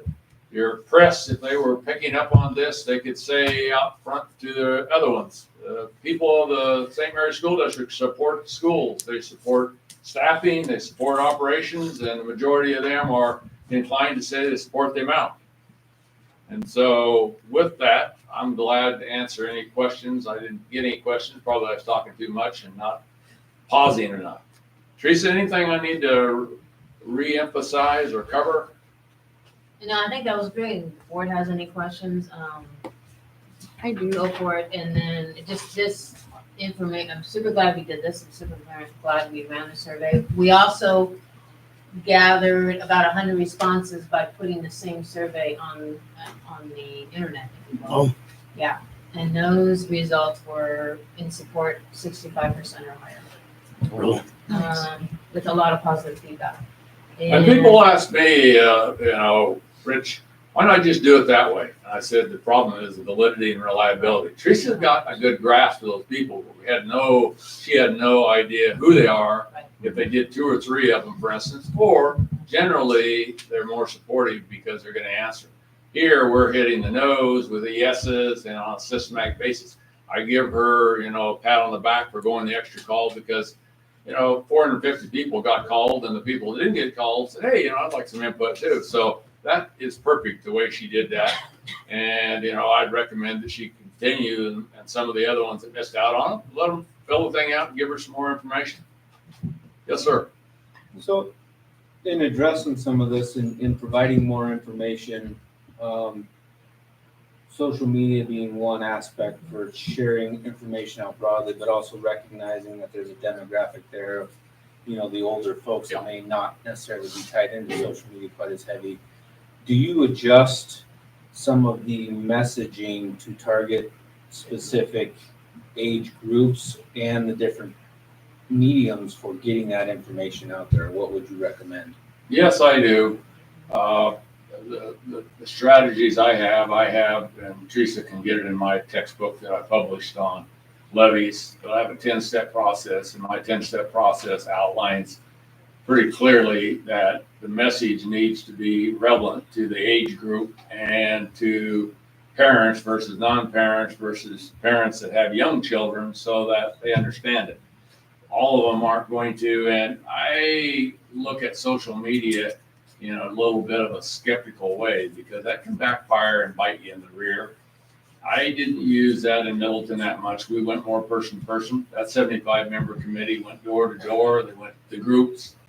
We knew that once they get on Facebook and whatnot, those negatives like to sit in the back chair there and be the guy that replaced me that they lasted 2 years before they fired him. He said, I'm going strictly media, social media, Rich. Your old-fashioned way didn't work.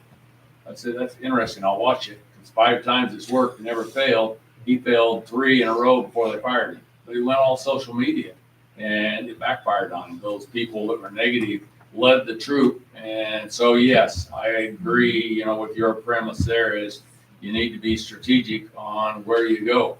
And I've always been a certain person here that we know, and you guys know this, there are people in your community that are negative on not just levies, but other parts of the school piece. Those are the ones that I always say to myself, I'm not going to convince the no's, and you're not going to convince these no's in here. The definite no's are ones that you could talk up and down a street for hours and they never change. So when my board members say, Rich, I'm going to convince XYZ to change, I say, don't waste your time doing that. You go find people that are positives or that are the unknowns and convince them to vote yes, because the don't knows are, they're able to be shifted. Those definite no's and the probably no's, 95% of the probably no's are going to say vote no again.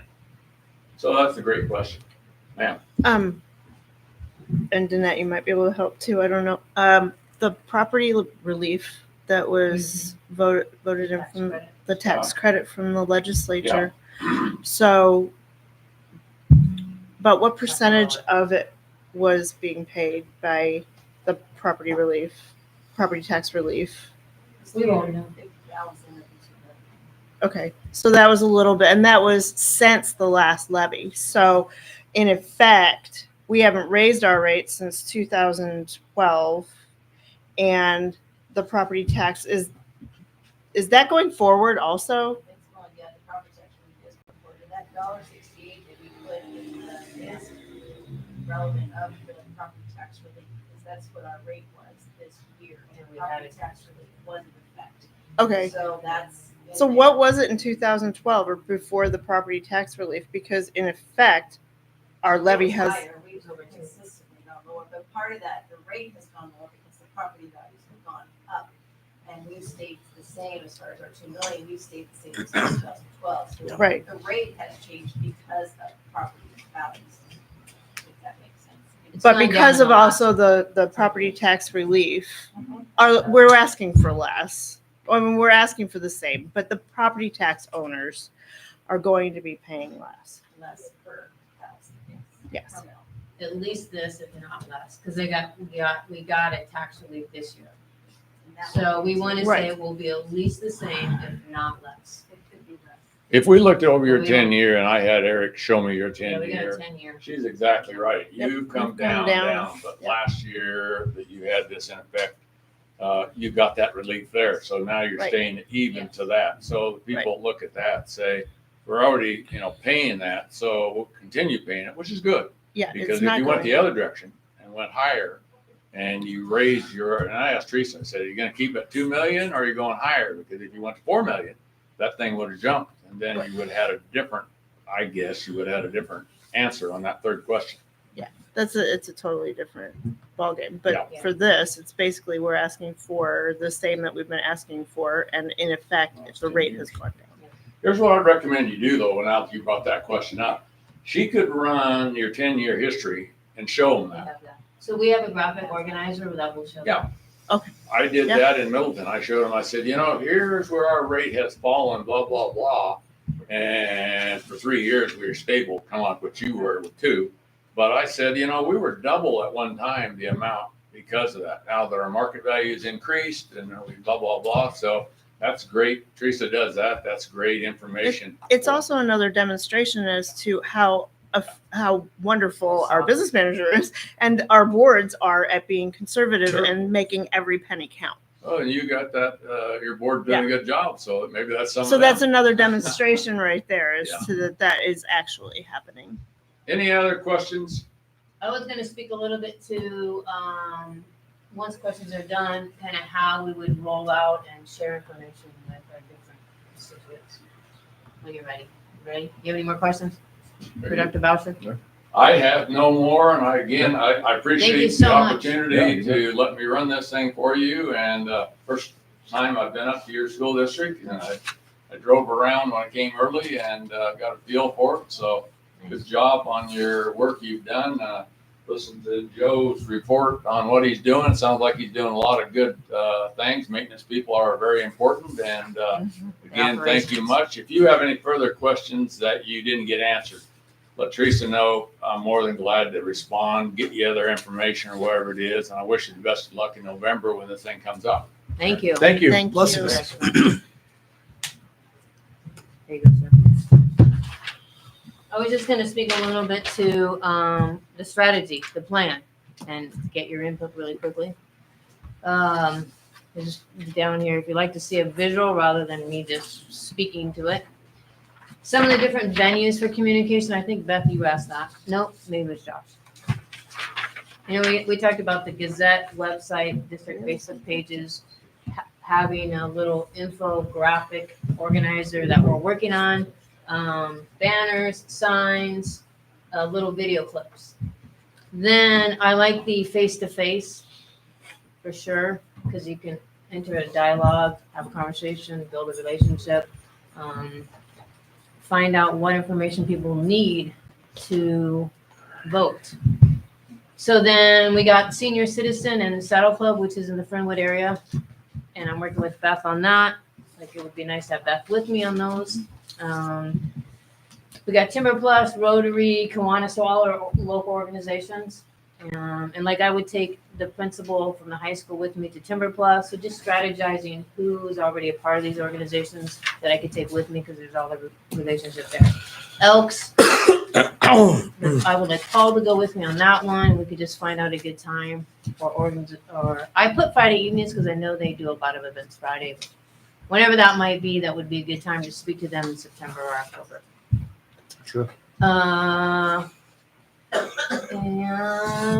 the parent support. So definitely having a session where we can invite parents up, not just to inform, but also talk about how they can go door to door of put sign things that we might not be able to do, but parents could do in terms of supporting and knowing people and banners and conversations and go out for coffee or, like I said, knock on the door. That's what I got so far. So as you think of ideas, share them with me. All I can say is you can stand at the door and hand out $100 bills, and you still will not get all the information out there to people. Well, by gosh darn, we're gonna certainly try to get this levy. We can try, but Positive by golly, Nelly. it's hard to push on that rope. 65% higher. Here we go, Yeah. people. Okay. Well, are we moving on? Yep. Okay. Patrons, I'm gonna ask him. Mr. Tucker, policy reviews I'm gonna go now. and concealed Yep, carry. Yeah, my topic here is not as exciting, but what's been spoke of previous, so it is extremely important. It guides the school system, and that is the policies. I've given you both my talk here. I'll start with the St. Mary's School Board is currently going through the process of reviewing school board policies with a goal of reviewing over 400 policies in the next 2 years under the guise that this is required of them. This is not the case. I have recently been in correspondence with Gene Thompson, Chief Policy and Governmental Affairs Officer, Idaho State Board of Education. In that response, in the emails I sent to her, I asked the question, currently our school board is doing policy review. It was asked if there are any state rules, laws, regulations, or mandates in regard to the frequency of policy reviews by local school boards, and if so, what might they be? And where can this information be found? In response to the email, no, there is not any specific law or regulations that require policies to be reviewed at any level of frequency. Each board of trustees may have their own policies that requires a regular review. In our conversation, you asked how a school district might learn about changes in laws. The legislature maintains a bill tracking page, and you can subscribe to receive alerts on different committee actions or bills. At the end of each session, the state superintendent of public instruction holds a legislative roadshow where her team reviews any changes districts should be aware of based on the most recent legislation session. Superintendents also receive a regular newsletter for the SDE with updates and reminders. Okay. In Ms. Thompson's response, she mentioned school board policies governing policy reviews may be in play. Okay. After reviewing district policies in this district on this matter, all that was found was in policy 0203.01, formation of policies, stating the only time policies need review is when there is a change in needs, conditions, purposes, and objectives. Currently, there are 30 plus policies to move on under various stages of review by this board and the public. As an observation, most of the revisions are performed by an outside entity, being the ISBA, Idaho School Board Association. When I see the revisions made on these policies, none of the objectives set forth by policy 0203.01 are fulfilled. When one looks at these policy rewrites, there is no explanation for the changes being made. This is not common practice when reviewing and rewriting policy, law, or bylaws. There should be a descriptive summary and statement of purpose. That does not exist. These policies come to the public with multiple colored highlights and substance lines out, with no reference to why or for what purpose. It should be noted that when policy, law, or bylaw are written, they denote an ideology. When these policies were originally written, they denoted a certain ideology, that being that of this community. When they are sent out for review and revision to an outside entity, whether it be ISBA or any other entity, you will get their ideological input. An example being in policy 2705, ISBA has stricken out his or her and replaced it with their in several places. It is a subtle nuance as to express an ideology. What did they mean when they struck out him and her, or his and her? It's time, 5 minutes. And we have, Okay. can I continue, or do you want me No, to? you have another 5 You'll have Go, another. go ahead. Oh, okay. Go ahead. Okay. I'm almost done. Express an ideology. Each nuance can change the entirety of the original author's intent. It is my understanding that the school board approached ISBA for help, this is an example, in writing the new policy on school staff possessing firearms at the school, and that the ISBA was of little help or no help due to ideological differences. Is this who you want reviewing the reviews and revising our policies?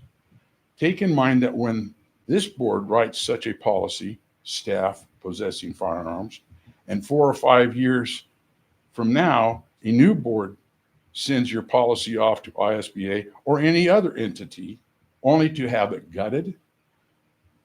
Is this right? No.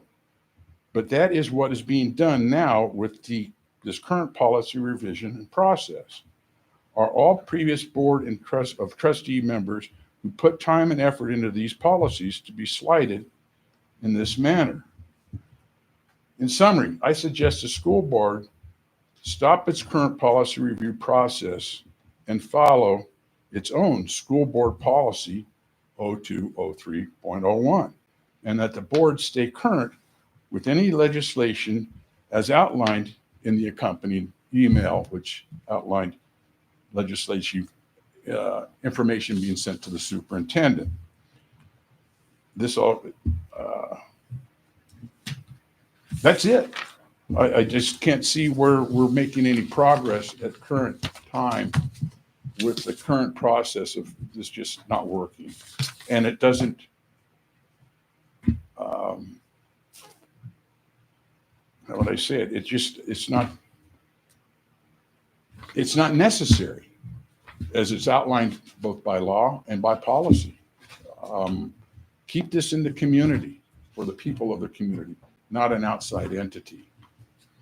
Previous Board of Trustees wrote these policies for this community. You are also writing policies for this community. Let's keep it here. Thank you. Did you want to speak on the CCW? Actually, You I've still got have some information I'll pass to you guys. I am in support of that, and I'm willing to help, having been in law enforcement and education, in researching anything. There is state legislation that has been proposed. I don't know if it's been ratified yet. You may find that the state is writing a policy that this board can actually just grab and use. I don't know, but I am in support of a policy for concealed carry on campus. Thank you. Thanks, Ted. All right, moving on to superintendent's report. Mr. Harvey's asking for it. 2 minutes. Yeah. Oh, I'll give you one. Recess for some Yeah, coffee, please. you Thank bet. you. Thank you. Recess for Get what you food get. floating. Open up some more windows if we got. Yeah. It's pretty warm in here for some reason. Well, I think there's noise that you can't hear that like that. Well, that- Can I make sure It's just that we're hot. sharing this area, our city internet, so you can share this? Not the budget. I'll deal with the. Yes. How long is this break? It's a 2 broken 2 or 3 window. minutes. Can you shut this up or is it not a? I don't think it does. Yeah, well, Joe will know. Let's leave that there. Yeah, Yeah. I don't want to break it more. Joe will know, but. I'm gonna keep it short. That's getting way better. Yeah, just a little bit of. Ugh.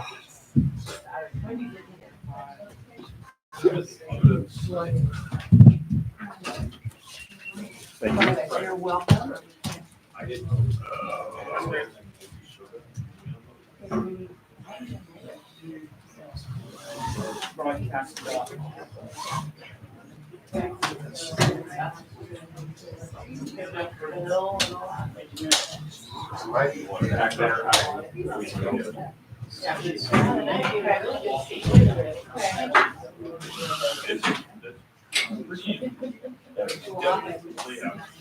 Yeah. Books. Yeah, I got a whole box of books right here. Lunch bag in here?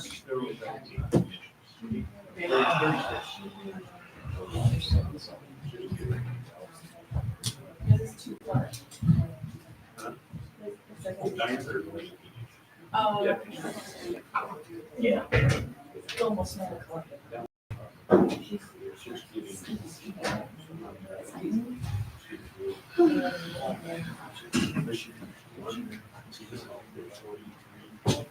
Good thing it's not a school night.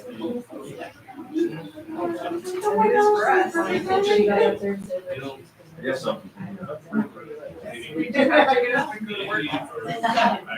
Find it okay? Yeah. I'm almost thinking I may just go back and go to work. Suppose you probably have to get up in a couple hours there. She's going right through my time. Right, 5.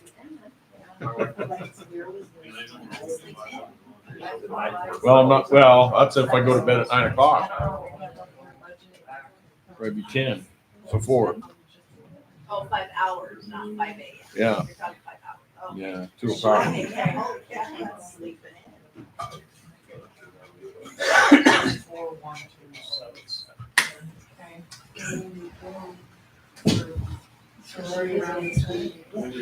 Thank you for that. I need some coffee.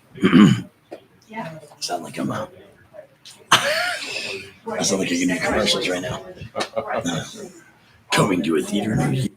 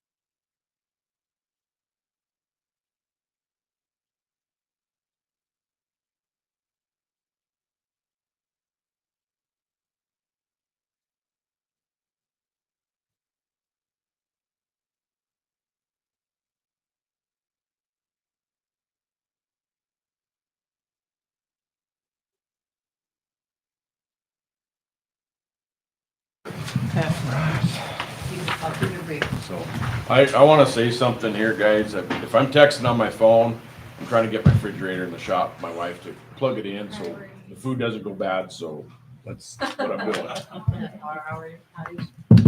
No, the GFI went off. So anyway, go ahead. Superintendent report. Teacher, I'm not used for them books. Teachers, if I could put this picture in there, however, I figure if I'm in the picture, it's gonna be okay. Are you running in place? I'm doing the electric slide, man, I'm doing the. Or running in place. But, and I'll share a little bit more as we go through the slides, some excitement about the conference, and staff will share out more in September.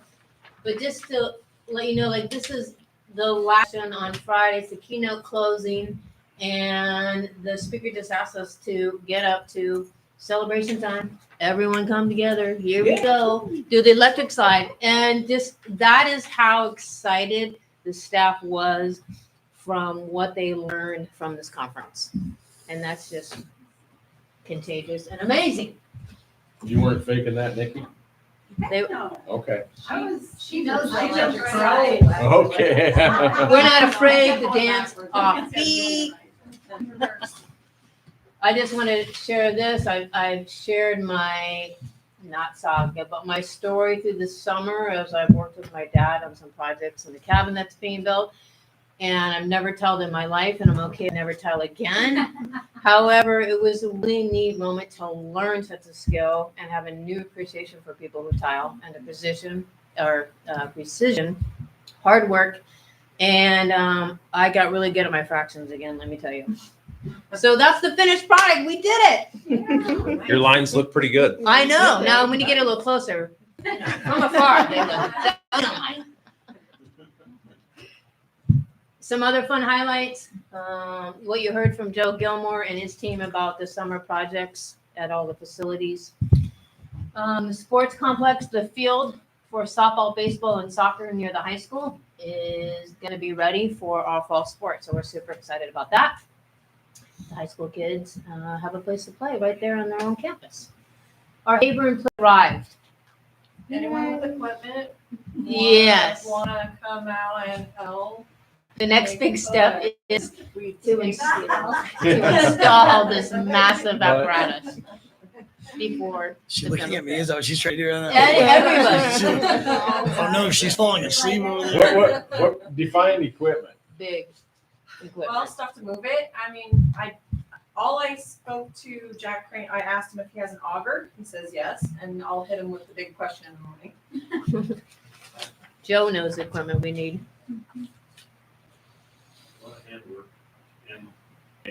Yeah, I pulled a hammy. I'm sorry. So we're asking for people to help. The big highlight is it's in, and now our eyes got really big with how are we going to install this? Right. Do you have a work day set up? Not yet. Joe, if you need help with that or something like that, let me know. Good. We're asking for people outside of our maintenance crew. Yeah. Yeah. I got a crew. Well, if you I got a crew. figure out a day, get it out there to us. We'll figure it out. All right. I think once they get a group of people, we'll find a date. Yeah. Okay. Thank you. And then our big Hebron 100-year celebration is Hebron 100 is Gazette's going to do an article tomorrow or this Wednesday, and they'll do another one the following Wednesday. Spread the good word. It's August 27th at 1:30. So we'll coordinate our staff day, and it'll be like a half hour or less. We have Superintendent of Idaho going to be there, publication, Debbie Critchfield, say a few words. Jody Hendricks is going to say a few words. I'm trying to get a few other people that have been in that building, maybe 50 years plus or 60 years, far back as we can go. I'm trying to get Gary Sorensen, thank you, to tell a story. Just since the walls don't talk, but all the people who have been in the building can tell some fun stories about Hayward, bring the character to life. Along with the stories, the Gazette will try to get a big picture of how many people they can get in the wide angle picture. And weather permitting will be right outside in front. The boys have to stand by the boys section. The girls have to stand by the girls section. I'm kidding. But that's a neat part of the history that they have the boys' entrance and the girls' entrance. It would be a fun picture. That would be a fun picture. And we'll have a couple tables. I'm starting to get a lot of class pictures, staff pictures. If you find anything, we're going to look through archives and the museum and the library and just get as many articles and pictures and stories that we can and spread them out on the table so people can, well, one, after we do the little talk and get a picture, then people can just mingle. And they'll just start telling stories and it'll be just good social, go down memory lane. And then they can go over to a table. We'll have a little snack. PTO is going to help us with that, I'm hoping. And Sam. I talked to Sam about it. Good. And then they can just reminisce with some of the pictures. So it should be fun, a lot of fun. Are you going to be able to do a walkthrough? The That's a good buildings? idea. Yeah, we can add that. Good idea. So it should be more than 30 minutes then. Well, the official might be 30 minutes, and then people who want to hang around can go look at pictures, mingle, get a bite to eat, and have a little walkthrough. So I would suggest to maybe go back into the archives to try and get older teachers that have been there. Charlotte Applegate, I know she just had a heart attack. I'm going to ask people what to help about me. Miss Thorns, I seen her the other day. Yeah. Lee, if I you think see that'd be them, interesting to have those people there. Is the gym floor going to be ready by the 27th? Next week, I think, isn't it? no pressure. Did you feel some more weight there, buddy? Yeah, I know. I know. You just We're pushed going to that be on. outside PE in the first month. We get a party hat and a lumberjack birthday hat. Yeah. Oh, Who's gonna that climb would up be there and put it hilarious. on? Not big equipment. Oh, yeah. Yeah. On Put the lumberjack. Put That like was some Michigan. kind It of a was not banner or a lumberjack. sash across Yeah. it 100 years. that said Heck, yeah. That's 100 good. Yeah, years do that. across them. You That got would a be PT really bill cool. somewhere? Yeah, make a big banner like happy PT birthday on belt Paul somewhere. Bunyan. Birthday boy. PT Yeah. belt. I wonder if Don Marie Weber at North Idaho Graphics could do something like that. Yeah, I mean, Sure. in terms of people, I'm going to need help. Like Okay. contacting them to be here or give me their information to contact them. That would be really cool. That would be good. Yeah, That's a good I idea. wonder what that cost. I don't know. I Get a could banner, and get it up there. I bet we can. make getting it it up there. But he has Huh? to have like a birthday. On the That's how bottom. you do it. Yeah, but he wasn't. He Sorry, wasn't The party the hat. lumberjack. It was the Michelin. Yeah, Michelin banner. Cenex or Conoco. Yeah. Yes. Yeah. Okay. And then it was not till the 80s. So I'm getting all this history already. Not till the 80s, somewhere after the 80s or in the 80s, when we turned him into a lumberjack and painted him as a lumberjack and gave him the axe. Nobody came in on a Jack Bill truck. Alex Bart is trying to find that information out for us. So it's fun learning. It's also fun to dig up these stories and discover a little bit about the history. And 1924 was a bond was passed. Our last bond. I'm kidding. I'm kidding.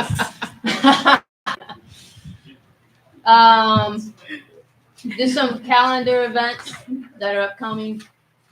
Our K-5 with their new math adoption, we wanted to support them. So there's 2 days of professional training if they can make it. Our special board meeting on the 20th is set right now for our policy review to continue. 26 is our welcome back for the staff. And I prepared them at the welcome back at 7:30's breakfast that I might ask if you to just stand up, bust out an electric slide while we're singing R-E-S-P-C-T.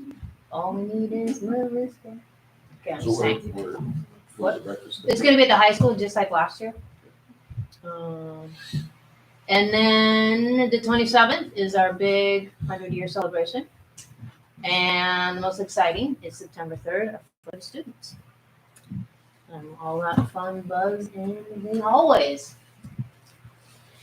I always like to uphold our mission and business statement that we made this year for our students.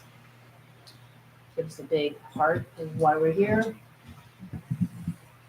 And just a couple fun points that lets us know we're working towards our vision and mission statement.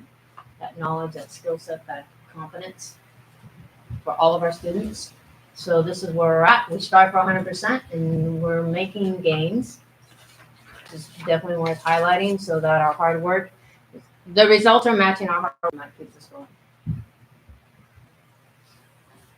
And I'm just gonna say, 55% increase in the number of kids that met or exceeded grade level is remarkable. Yeah. And one of the main reasons, I think we're starting to see those results is as we continue to collaborate as teams. It's already been in place to collaborate as teams and just to continue from that training that we went to, just gain a deeper understanding of how to collaborate and how to collaborate well, have more people attend so we have that common understanding of how we're collaborating and how we're collaborating well, and that we have a laser focus on learning for our students, which includes in those collaborations, it can include that safety. It can be like how we're keeping our kids safe in those collaborative conversations, as well as the behavior side of it. How we're supporting our kids so they have a go-to adult and don't want to commit suicide because they feel respected and like they belong. That's all conversations within those collaborative conversations, as well as the academics when we talk about instruction and intervention and extension. Academic or behavior or safety. And when we talk about wanting to reach just every student and really achieving this vision and mission, that does take a team. And I think that's why you saw everybody dancing, because we're just so excited about as we work as a team, even though the work is hard, our kids deserve it, we deserve this, and very hopeful that we're going to continue to see results in the safety of our kids, in their well-being, and in the academics. Go St. Mary's, 41. Whoop, whoop. Question. Yes, sir. Do And a you report. know, or can you find out how that class is, where they're at when we started funding full-day kindergarten, from where the one behind them was? Yeah. That would be I did. interesting for me to Yeah. see how You're talking about that. their You improvement. got it. Yes. No, I don't have it. We have that data. Yeah, we have Okay. You're that talking data. about their There was, improvement. Yeah, to see from going from half day to full day how the students. they since then have increased continually. Yeah. To where it's at 60%. Good. Yeah. That might be a good point for the supplemental levy. Exactly. Okay. I might ask you guys to stand up and bust up in song and dance on the 26th as well, because you'll be there with us. All us dancing. You don't have to be able to sing well, as I will lead that way, and you don't have to dance well. I will lead the way. We're gonna bust out in song and dance, so be ready.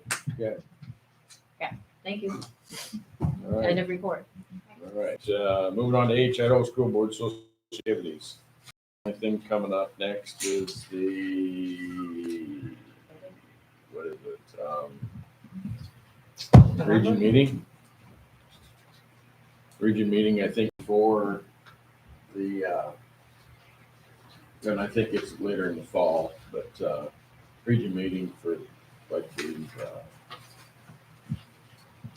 resolutions. Oh, yeah. 'cause See, those the ISBA will go through the resolutions at their September meeting with that board, and then they'll figure out what they want to pursue, and then they'll start doing the region meetings. I don't know if it's October, part of September, October. Get everything out there, so then when we at the convention, then the whole membership can vote on it at the business session. Oh, right. So I guess I see that they're starting to advertise the convention in November. So Is that called the annual? Is that the annual? Yep. ISBA convention? Yep. Yes, that's in the fall. In the fall. Previous, not too long ago, the ISBA letters put out. There were dates, I saw dates for these regional meetings that you would, they just didn't have a place. place in Courtland. Okay, I thought, There was a date. oh, was there? They have. Yeah. Okay. Actually, But I have the numbers. For the, but I just for the I think commission. I did too. I think I put it in my phone. We'll get that information out to Anyway, you. but yeah, those are the next things that are coming up, so. All right, I proposed food service, student meal prices and à la carte milk prices. Ms. Chafee. Sorry, we finally got to you. I know. Tomorrow hasn't. We're already there. So we're just requesting that we raise student meal prices for the paid students to $3.70 for elementary, $3.85 for middle school, and $4 for high school.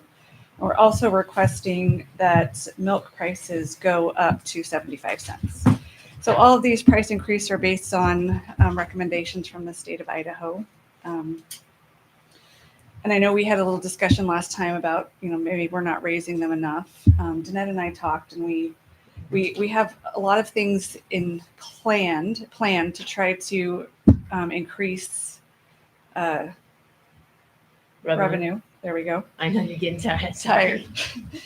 Trying to increase revenue. So one of the things we had talked about was, doing these meal price increases, seeing if the things that we've got planned, such as, trying to increase a la carte sales. We've worked on changing menus, so we're utilizing more USDA food, which is a lot less expensive. Getting rid of a few menu items that are more expensive. Changing the serving style at the high school, so we're trying to get rid of paper goods and some more expensive food that way. Eliminating overtime. And one cool thing that's come out is direct certified students, so kids who automatically qualify for free or reduced meals through things like SNAP. They have now included Medicaid in that. So there's now a category for Medicaid free and Medicaid reduced kids. I ran my direct cert list last week, and my direct cert number actually is double because of that. So we're really hopeful that maybe our free and reduced kids are going to be higher this year than they have been in the past. So we're hopeful that's going to play a good part in it. Because right now, 80% of our revenue does come from federal reimbursement. So if we can increase federal reimbursement rates, that would be great. So that's all I've got. If you have any questions. What's the difference? You gave us the numbers of what you're trying to increase them to. What would be the difference between those numbers of what they are now and what we'd like to increase? Sure. So I did do a spreadsheet, and it was last time we were here. And so help me remember, Danette, but I think we're worried we have, what about a $75,000 shortfall? So we did get numbers in from just federal reimbursement. So for instance, reimbursement is increasing. When I ran the numbers, I think we decided we were going to get 30 to 40,000 more from reimbursement. We'll get a little bump from meal price increases. So we're really hopeful that we're gonna bridge this gap, but it's a little hard to say at this moment because we really don't know if adding a second breakfast, how much that's going to increase our sales. Because really, if we can increase sales, that will help immensely because that will increase our federal reimbursement rates. So we'll watch the monthly income. Yeah. To know or get a gauge, do we need to increase prices again, or are we good holding where we're at based on the state recommendation? So let me rephrase my question then. Okay. What's the difference between what they're paying now to say, for example, you said a high school paid lunch is going to be $4 is what the request of increase. What is it now? So you were increasing was it 5 cents, 25 cents? It was $3.75 last year. Okay, that's what I was just trying to. A quarter is what we're talking about. So yes. I think we talked about that for the teachers. Was what we were discussing that last Right. time. We raised rates for teachers. Okay. Right. Too. So it's just the difference we're talking about is only a quarter. It's only a quarter. I mean, it's the number is a little bit different. It's 33 cents increase for elementary, 28 cents for middle, and 25 cents for high school. And that was just because we were trying to make these round numbers. So No worries. I'm just trying to understand the difference. In the sure, well, significance of what people paid last year. Yes, Yeah. ma'am. Thank you. Yeah. Any other questions? How is your response to your, geez, I just lost your response to free and reduced lunch? Your applications. Sorry. So we really haven't started getting in applications yet. A lot of that happens during, sorry, my brain is in registration. It's catchy, huh? Registration is when a lot of that happens. So, yes. But a lot of the free and reduced kids we have do happen with that direct cert. So, and as I start pulling, we've had a little software glitches because the Skyward has not caught up with the state changing this Medicare thing. So there's some codes that aren't in there. So it's supposed to happen tomorrow. So I'm supposed to be able to actually upload it into our system. And then I can start, I usually try to pull these direct cert numbers pretty often in the summer, because the more kids we can get qualified direct cert, then we don't have to get applications from them. So last year, our free and reduced percentage of, just the applications we got back was better than the year before. So hopefully we'll continue to see that, especially as meal prices or as food prices go up.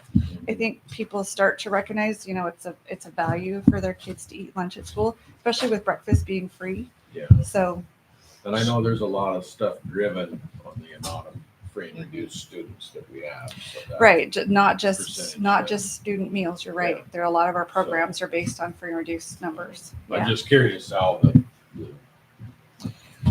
Yeah, like I said, I don't know yet. I actually have not gotten a single application yet. So, I'll know that more in September. And I was going to say We'll that report Teresa, that out again. yeah, and Teresa's kind of asked me to keep Danette and I keep together and keep track of the budget. So every month I can report kind of where a little snapshot picture of what we're looking like, expense and revenue.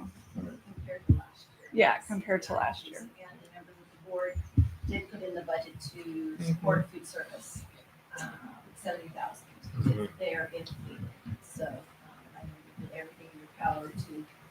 And we're to trying. balance, Right. That the general fund is. We've already got another 30 to 40 coming in with the reimbursement. So anyway, That's good. Yes. Should be okay. Thank you. Thank you very much. SD41 bus routes and requirement turnarounds 2024-2025. Wow. For your Wyoming 24-25. Yeah. We have Janie Allen here. If you have any questions, the next three agenda items relate to busing. It's something we do every year. So these are the turnaround locations. They've stayed the same for many years. Correct, Janie? Yes, that's correct. And then I go to item. Okay. Okay. Okay. Is that okay to go to K? Yep. Roll. And then we have safety busing, and that just explains that these are close to the school and normally would not qualify for regular busing. And they're also dangerous. So St. Mary's does transport kids at these areas. Is that correct, Janie? That's correct. Thank you. And the next one is L. The non-transportation zones, these are the same as they were in the 23-24 school year. This is based on safety, again. So these are stops we don't make. And there's a little explanation as to the hazard or the safety risk. So there's a bus that goes up Cherry Creek that turns around at Tamarack. No. No. Not anymore. It doesn't. Oh, I thought I read that in one of those, that there's a bus that turns, because they were talking about kids at Wagon Wheel have to go to Tamarack to catch the bus. Not on the route, that might be, The nearest bus stop is Cherry Creek at Wagon Wheel. yeah.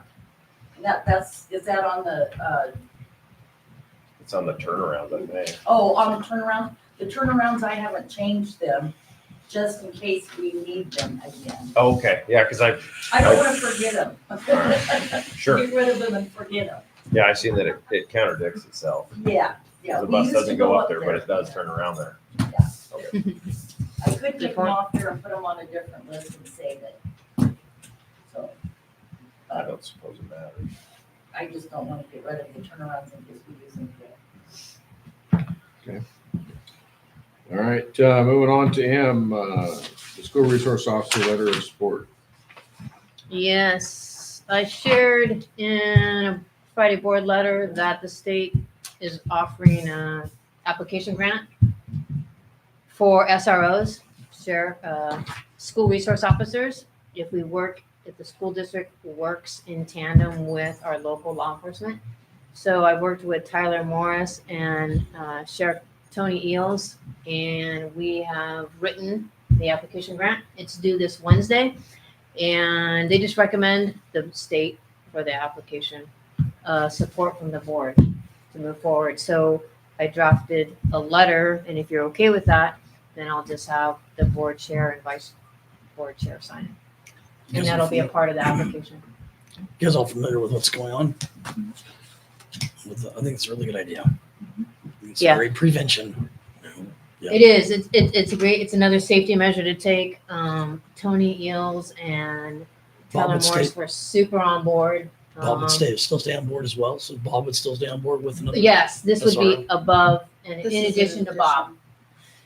So they're both very excited. We sat down together. They reached out to me before I even had a chance to reach out to them. The state could cover the cost of an SRO for up to 3 years. That's awesome. Which would give us time to see how well it's working and then figure out a way to add it to our budget and share in that fiscal responsibility.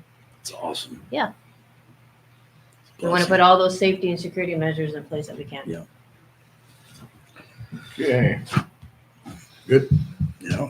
All right, moving on to N, concealed carry weapons draft program / plan. Danette has the most up to date. If you didn't get it or if you want a hard copy from what I emailed the other day. Is this the same one that you emailed? Yeah. Okay. The one online is not the. The most one up- online is not Not the as most up to date as Document's so this small. one. With all the comments. and So you stuff. get lots of words on one page. We're saving paper. You're gonna have to get double magnifiers.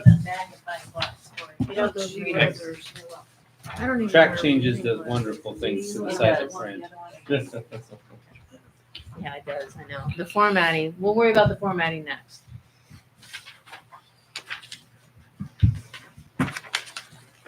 All of our state policies are like this. Go to do an edit, it changes the whole thing and then you can read it. I just gotta be a small. Is there a chance the public can view this? That's the one. Here's a couple copies for, Sure. come pick one up Ready for tomorrow. prime time. Joe, they'll let you and stuff. Same thing. It's got lots of lines through it and stuff. 'Cause it's It's in creation. from a different school, and we're kind of using it as a So, template. as you guys It's are a all big aware, work in progress. this was It's a mess. Teresa had previously grabbed a couple of policies from a different school. And that was brought to us in which Josh actually took the initiative of teaching that really cool new program. And, Track changes and. brought some changes. And with that, we've been just slowly going through things that would not apply, how they would apply, things that aren't pertinent. Starting, of course, with making it our own to things that really align with what we would want, I guess. And it was something that I put a lot of input into this. And thank you for your patience, you guys. Obviously, when I traveled, I was trying to send this out before I left. And I had that funny moment with my computer crashing. So I appreciate your patience between now and then. But I sat down with Teresa for about 4 hours on Saturday and just really got to break down the importance of understanding the basis to this. There's a lot of, questions on, the requirement of training and what would be, what we would all want. Obviously, a safe environment's the most important thing, right? There's a lot of input from people, patrons, that, they would want or would request that there would be, LEO involvement, law involvement, and all these things that pertain to obviously good training. And so I really got to break down with Teresa the benefits of what we would consider as an enhanced CCW over a regular CCW, as Paul gave me input as well. And then how that applies, you know, and I think I've read this to you guys as well. So it was a good workup with her to really break down what that means and how that would be pertaining to the training of, you know, any teacher that would want to participate. That being the most important thing would be, you know, it's not a mandate. This is just allowing those that would want to an opportunity to do so. And so, Beth, I know you got a hold of it for a little bit and you sent me an email, but you, like me, didn't attach anything. So it's okay. I do it too. So I do it too. that's okay. There was It one happens. question on the 40 hours of extra training. That wasn't really defined and made clear before in the training I portion. didn't hear your first 40 part. hours of The training. 40 hours. I think that's going to go away. Is I that didn't see going where it said, away? yeah. That Yeah, was 'cause in that's the, from the other school because there's stuff that doesn't pertain. Like right. 40 So hours it was is like, pretty much well, unattainable. that part, it was like, that wasn't mentioned before, so I didn't know. So if that's being taken out, then it explains it. The biggest thing when we keep referring back to, and I was explaining this to the penal code, it's ID 183302, section K, breaks down the requirement of an enhanced class, right? Versus just a non-enhanced, right? Or, you know, I take this personal when it comes to training because I taught a class for many years and 13 years actually, for 5 different sheriff's departments. And so when I look at the training that I went through when I went through, let's say, my enhanced, the things I look for are not just the factor that we're going to talk about, you know, cool guns and holsters, but the actual understanding of what it means to use deadly force and to always deter yourself from doing so, but the application of doing so, the legalities and how that's determined, breaking down what he calls like the triangle of jeopardy. And then of course the aftermath, but then also the prevention before, right? So this is what maybe I just had a really good course when I took my enhanced up here, but it mirrored a lot of the stuff that I used to teach. And so I got in a really good conversation because the class that I took, as what's required per that penal code, also requires the 4 hours of legal training to be done by a post-certified peace officer or an Idaho bar participant or basically an attorney that would be teaching that. That way it's not just rhetoric coming from somebody in the backwoods, right? That's the idea of this. And then of course, handgun training. The differences between classes that I've, you know, understood in the way an enhanced CCW that I thought we would all talk about, even in, you know, obviously your input and what you guys would want to see this as, it's like the enhanced here is only required every 5 years. I can see where this, especially if we're going to be learning about the legalities of this and understanding the importance that this would be to us, maybe that there'd be more training. Not every 5 years, you know, but maybe sooner than that. And the reason why I would say that in an application is because, you know, like when I taught, the requirement was every 2 years, or sorry, excuse me, you had when you took your class, it was good for 2 years. And then that fast forwarded to every year. But the whole class wasn't needed. The most important part are those learning what it's like to develop a defensive mindset. And then of course, a revamp on the laws and the awareness and the purpose of, you know, what you're doing and how that applies to your situation. The 4 hours of law. Those things are super important. Now, there was so much in this that, like, if you read the whole policy, it broke down one, and you get into, you know, checking out people's weapons and going through their ammo. None of us are armors, and we're not going to hire one, right? And when it comes to gunsmiths, right, this is where the qualification of the course is also pertinent, right? I think you recently went through one, so you've experienced something of this sort. And hopefully it was a really good. Hopefully it was a really good class. It was. You know, it went through a lot of what you just discussed. And the class I went through, there was an LT from I think it was Post Falls PD was one of the speakers, and there was also I think the guy teaching class was a retired PD from New York. But I really got to get in good conversations with these guys. There was 100 people in class, but very few asked the right questions. But when they really broke it down, they were bringing up instances that really could be applied to North Idaho. And so when the laws came down, it just was very informative. And I could see how a continuous requirement would be very decent, especially as we begin this program. You see what I'm saying? So obviously ideas and input is most important, but if you read through this real well, I mean, I didn't have all the grammatical, beauty that Beth has whenever she does policies or anything like that, but my input's pretty much, commented consistently as Josh's on what we should be discussing. And, and then I try to really get in and highlight my opinion on it, as well as, making sure that we're referring to law, especially. I think that that's the biggest thing for me is that, we really, obviously, as one thing that Ted was talking about earlier was, we thought about he was wondering about the legislation that we're all aware of, Bill 415. And then that turned into Senate Bill 1418 that was struck, right? We know this is coming down the line, okay? It's going to be reintroduced next year. There's a lot of good parts to that we might have to change our policy in accordance to this. But moving forward with that, I think is something that I think we've really tried to put into this policy. And there are some things I left out that I remembered later that I was talking to Jody about that I think is a phenomenal idea, which is removing any signs that says that our kids are targets, and even applying signs. There's no reason why we couldn't apply signs right now that says we do exercise the right to constitutionally protect our children.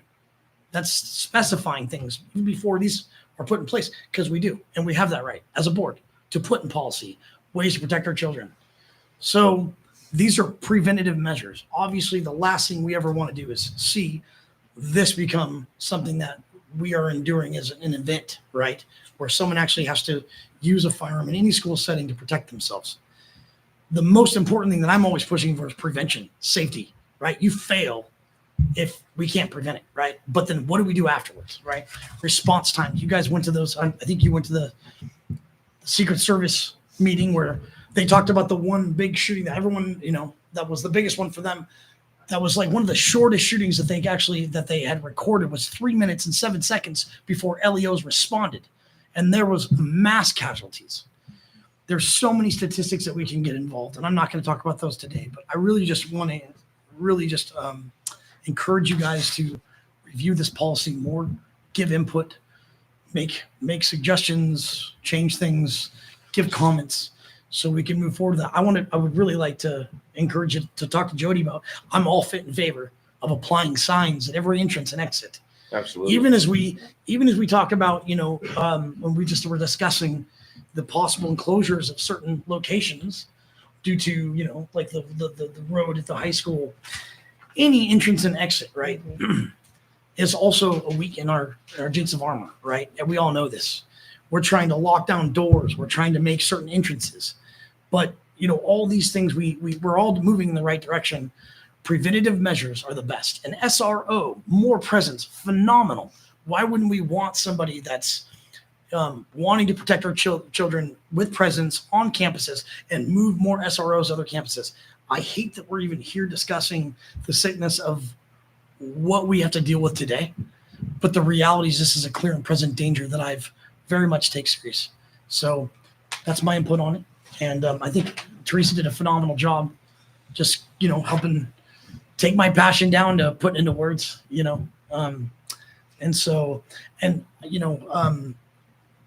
there's so much of these classes, guys, that I think that really could apply to us, as a requirement, so.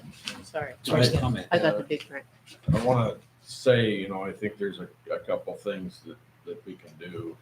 And I think, get rid of the gun-free zone signs on the buildings. I think that needs to be a must. And then putting up that other sign you were talking about.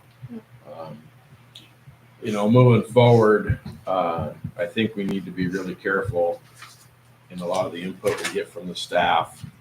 The thing I'm afraid of, and I know it's not mandatory, it's just if a person chooses to, but if there's some staff members that feel unsafe in the buildings, and we have a hard enough time already filling those jobs, are we gonna be driving some people off?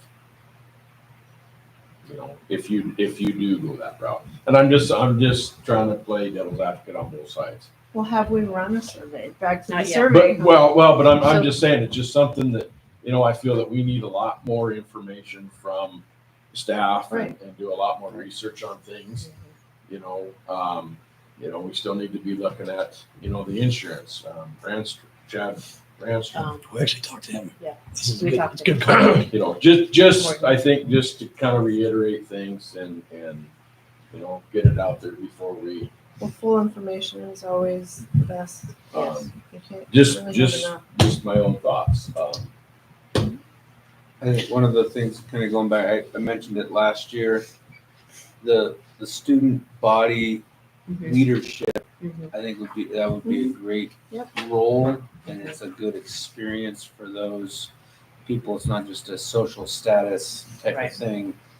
They need to take a serious inquiry into that, and as far as that future leadership and the intent of what the student body association and president and whatnot, I think they need to have an active role in communicating and receiving feedback from their fellow students and actually reporting, presenting on what that feedback is to this board within the first, that should be one of their first assignments as an elected body, to step up and do that. I don't know when those student body elections happen. I don't remember. Did it happen So last middle year? school happened at the end of the year. We have fifth grade at the Aburn, and fifth grade student council is entirely staff driven. Like, we are the ones who decide and present. My fifth graders who ran for student council up there, it's entirely student driven. So it is a popularity contest. So I don't know, and I don't know what it looked like for high school. I think though, even at that age, you know, we're emphasizing conservative core beliefs and values and understanding what the Constitution actually means. And if that's not something that's been emphasized historically, We need to know that. then there has to be a starting point, right? Absolutely. And it's like, kids, okay, you just got elected to this. It's real. You are going to stand in front of a body of elected officials for your school district and speak to this subject and be expected to be able to answer questions in an educated manner, because this is how life truly is. And as you get older, you're going to experience situations where, whether it's an employer and you're going to sit in front of them and sell yourself for a position, or other bodies. And I think it's important that they start learning that at an extremely young age. Okay. So in terms of like the process and getting feedback, is you know, I wrote down a little bit of a schedule or idea on how we would start to gather that input and synthesize that input. And certainly residents, right? Our parents, community members, business owners, retired folks. Certainly staff. We want to hear from staff in a couple different sessions as well. Our local law enforcement, first responders, hospital. We want to get input from them. I wrote down the students. I wasn't sure if we wanted elementary feedback at that point, but I put down secondary student leadership body. And I saw having input sessions for each of those sectors where I could facilitate it. A board member is welcome, but also then taking that information and bringing it back to board members. So the synthesis of each of the different sectors, and also have some type of meeting / workshop, board workshop, where we had a representation from each of those sectors in the same room. So they could hear from each other as well, as we synthesize and gather input. So that's what I've got so far. Lucy, can I make a suggestion on that? Yeah, please. So I think the input session's good to like have a group conversation, but as far as like getting individual staff input, I think that should be private. Yeah, that's what I was, People that, be scared to voice their honest opinion in front of their colleagues. Let me speak on that because this is also big on my heart. I can't tell you how much the part of creating this policy is for me most. I wanting in this is ways to protect those for or against it.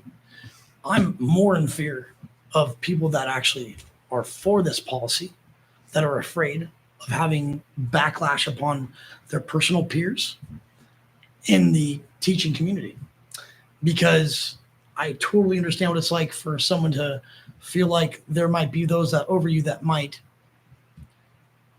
basically create a negative environment because they know of something that you're doing that they might agree with. So that's a very important thing for me. So no different. I definitely think that this is very important as you read in the policy, if you guys did, that this is completely confidential.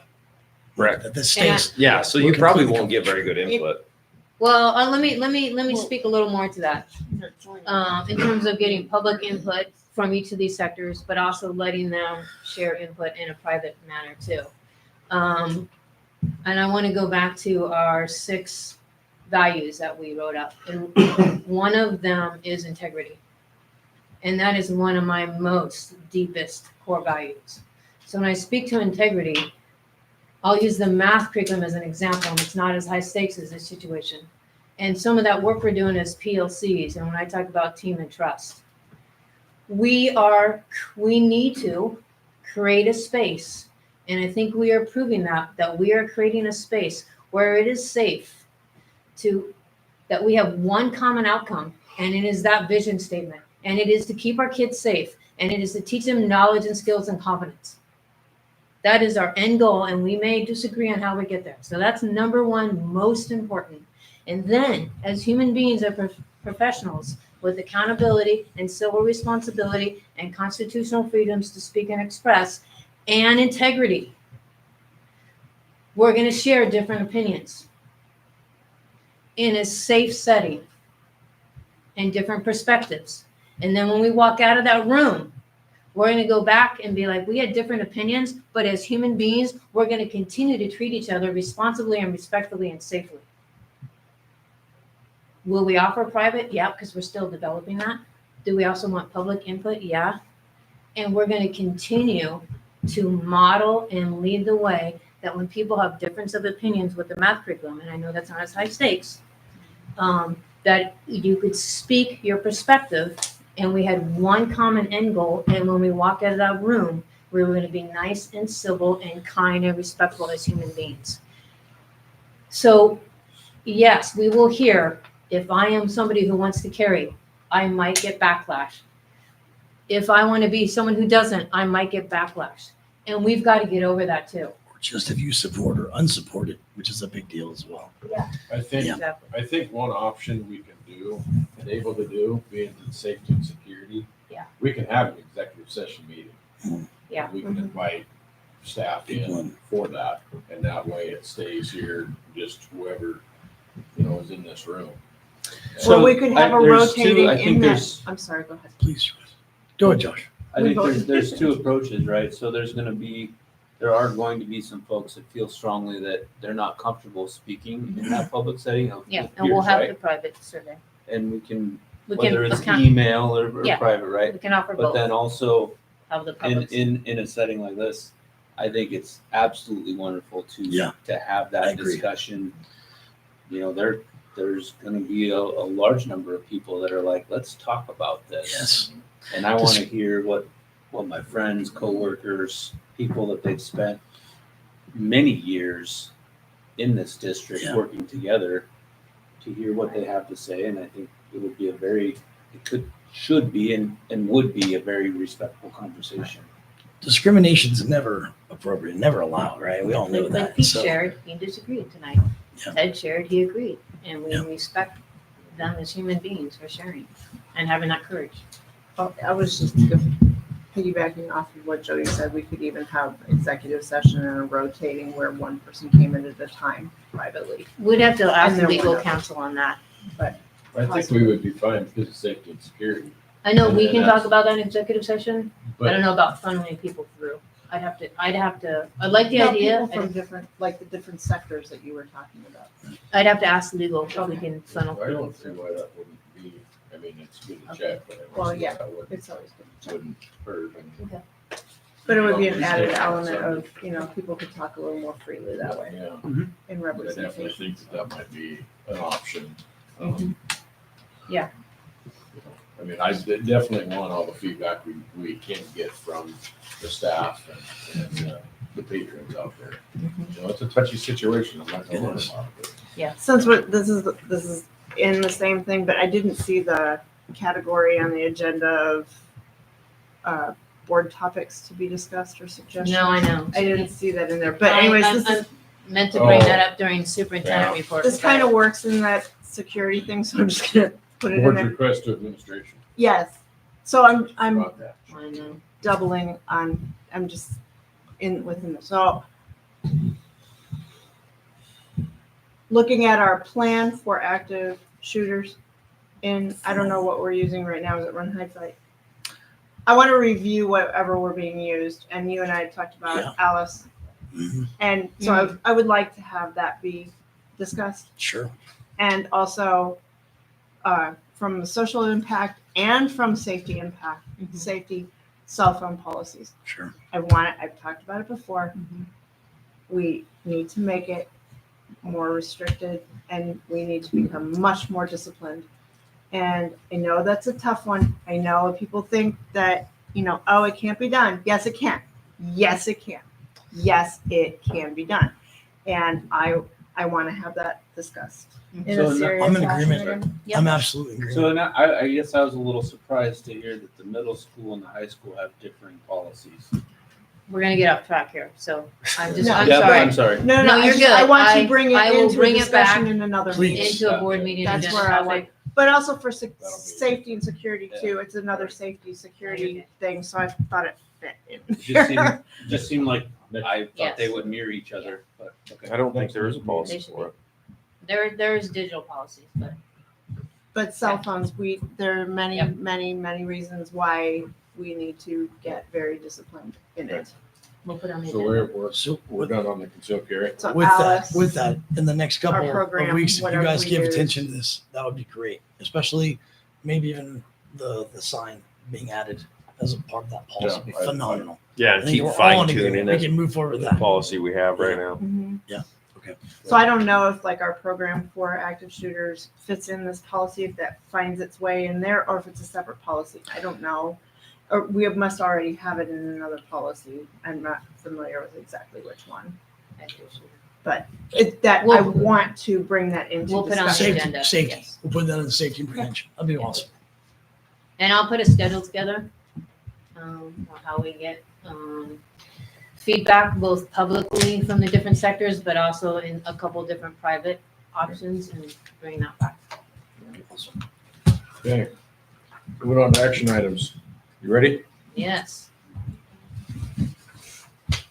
We got a new clerk, so I gotta be careful with how fast I go.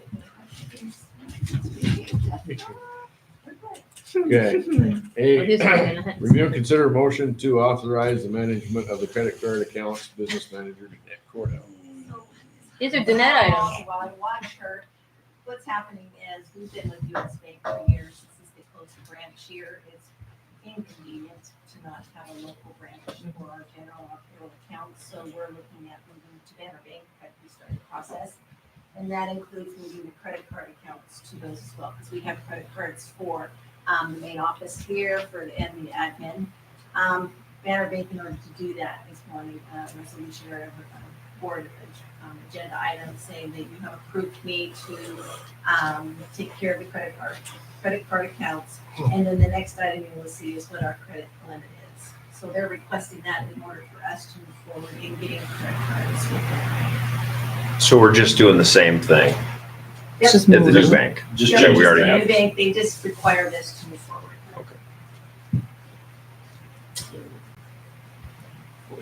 Make a motion. I second. There you go. Okay, got a motion in a second. Any further discussion? All in favor saying aye? Aye. Aye.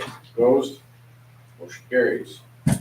D, review and consider motion to approve credit card number of $80,000 for SD41. So moved. Second. Any further discussion? Was it 80,000 before? It was actually, I think, at 70. But when we looked at, looking at our balances and everything, we're also looking to add a credit card for the athletic director, too. So when she goes and travels with the teams, then we aren't sending such cash with the coaches and everything. So rounding out the amounts and everything, it came up to 80,000. And that Well, would when be, there's, sorry, when there's emergencies, like a coach gets sick and we can't come back Yeah. that night, it's nice to have that credit card, so kind of on hand. Our coach's kid needs his ribs wrapped and. Yeah. Yeah. So putting some values in on this, 80,000 was a nice round number. So it's maybe a $5,000 or $10,000 increase what we currently have. We got a motion in a second. I'll make the motion. No, we already had. We one. already second. We were So discussing, we you just- so seconded. any- any- I any did. more discussion? I just need a vote. Any more discussion? All in favor saying aye? Hi. Opposed? Motion carries. C, review and consider motion to approve the contract for services with Panhandle Health District.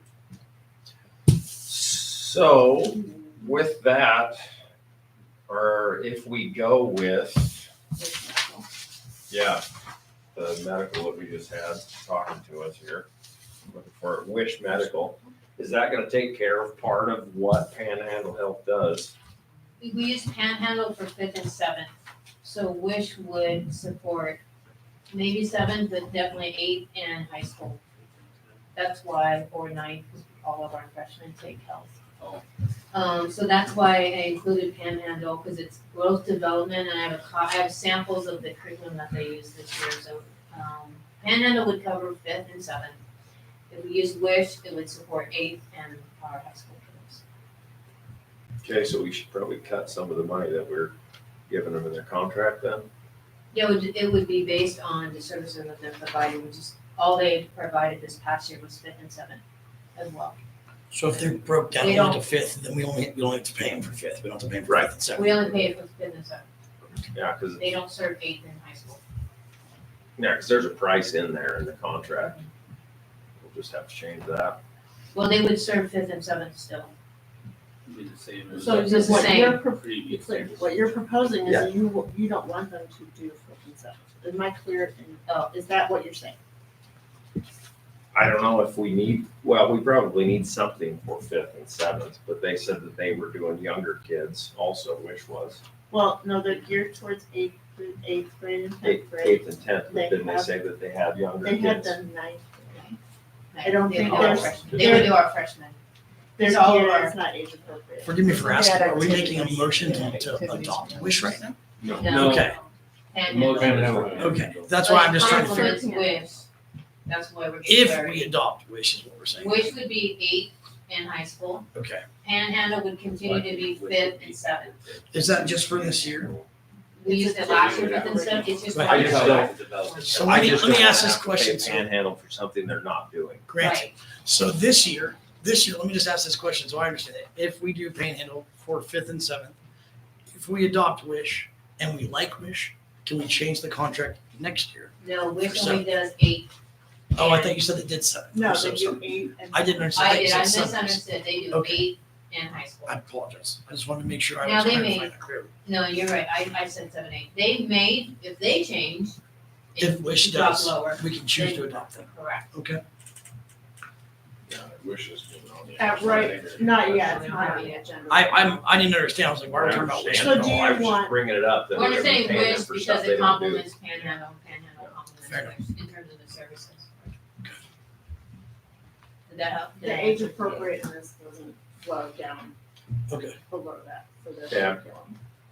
So I'm just bringing up that I don't wanna pay them for something they're not gonna be doing Right. anymore. They're only gonna be So doing if we 5th and approve 7th. this at $14,404, they're not doing everything that we were gonna pay them for.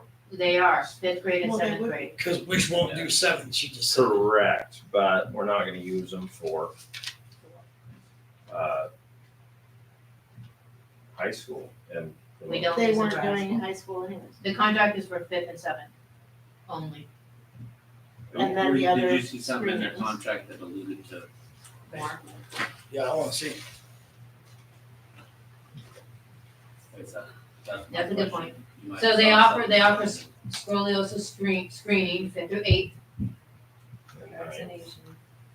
And 9th grade boys. They offer immunizations. Yeah, immunizations and vaccines, is that a thing still? If parents want that, we offer it at the school. So I have to, Right. because they can be exempt.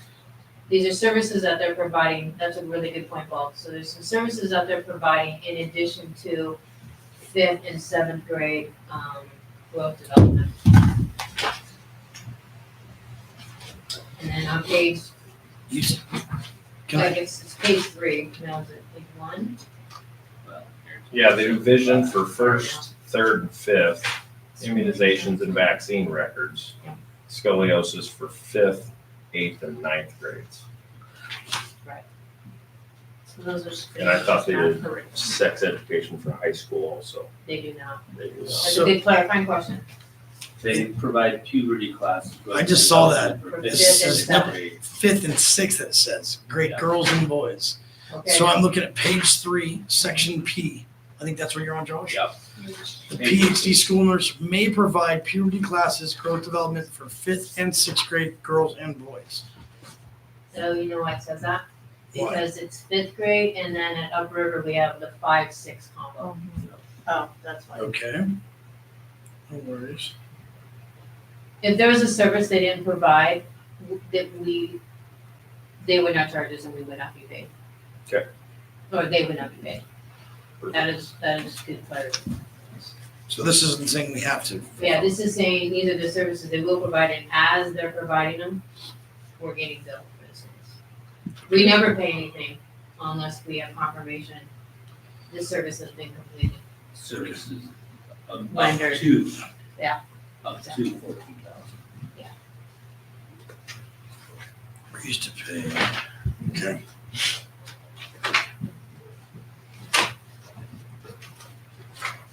Well, do we have a motion?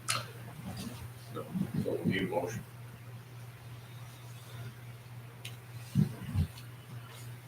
I can't make the motion. Oh, if we need to. Contract language, we say. Just for the contract. Well, it doesn't say up to in. No, it doesn't. It just says It to pay says them. Yeah, School right. district agrees to pay PhD $14,402. But the third paragraph, nothing in this agreement shall obligate the school district That's if what- payment for yes. services not yet performed. I mean, didn't I speak to that, like, To budget. we don't pay those services are rendered They bill us quarterly. for based on the services Services provided. And the invoice comes detailed with services. It doesn't tell what they have, because I think these are all ongoing throughout the year, so it's not like the first quarter we're billing you so much because this happened. I think all of these services happen throughout the year, so it isn't, we're paying for this contract and they will provide. If there's something they didn't provide, then we wouldn't pay for that, but So, it's not detailed. so we're essentially through this contract guaranteeing a minimum of 14,402, regardless if they treated one patient or they treated 100 patients for whatever services are offered in They here. will offer it, yeah, there might be, especially if that's, yeah, that's an extreme. Like 10 Yeah, people might come they're gonna forward. offer it, Yeah. and if nobody needs it, they still offer it. So some of these things. Still have to pay them. But the bottom line is, we're obligating to 14,402 for the 24-25 school year. Okay, so that Yeah. leads to a So good here- question though, how many children Yeah, are that's a good question. participating? So here's the Do deal. we have numbers on how But many that's all kids are privacy, being? though. I don't think. No, I get numbers. No, we Yeah, get I numbers get of how numbers. many, Okay. because I don't get are names. parents all opting out and nobody's That's right. doing this? Or Yeah. are we, or is a majority of our population being served? We could table this and just have them, if you want a detailed explanation of what things are for, that's an option too. Yeah. You don't have to approve it. Yeah. Right. We can get. Right. I would like to know what percentage of our So, population. you know, there's the option is to table it to get a detailed billing invoice. You need a motion for that. Yeah, or itemized services or So- something. Like, hey, if we want this part, that's what it's gonna cost. If we don't want the, I would want to table the PhD or the Panhandle Health contract until we have further, to the next meeting. Okay. With the, Get itemized Need some more services information. and know how many students are served. Yeah, how many? And other options. If that's possible, What do you mean? besides just using Panhandle services. If we're talking about this now, it could be a team between them.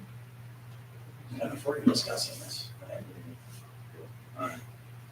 So I mean, a motion on the floor. second, All seconds. Any further discussion? All in favor, saying aye. Aye. Opposed? Motion carries. You know what, Ms. Ferd? I got it. Okay. no, that's a good. The review and consider motion to approve the disposal of the obsolete IT hardware. I'll make a motion to dispose of the IT equipment. Second. A motion and a second. Any further discussion? All in favor, saying aye. Aye. Opposed? Motion carries. What is he gonna do with all that stuff? E, review and consider motion to approve the student meal price increase. So motion. Second. Got a motion and a second. Any further discussion? All in favor, saying aye. Aye. Opposed? Motion carries. Keep going. Ooh.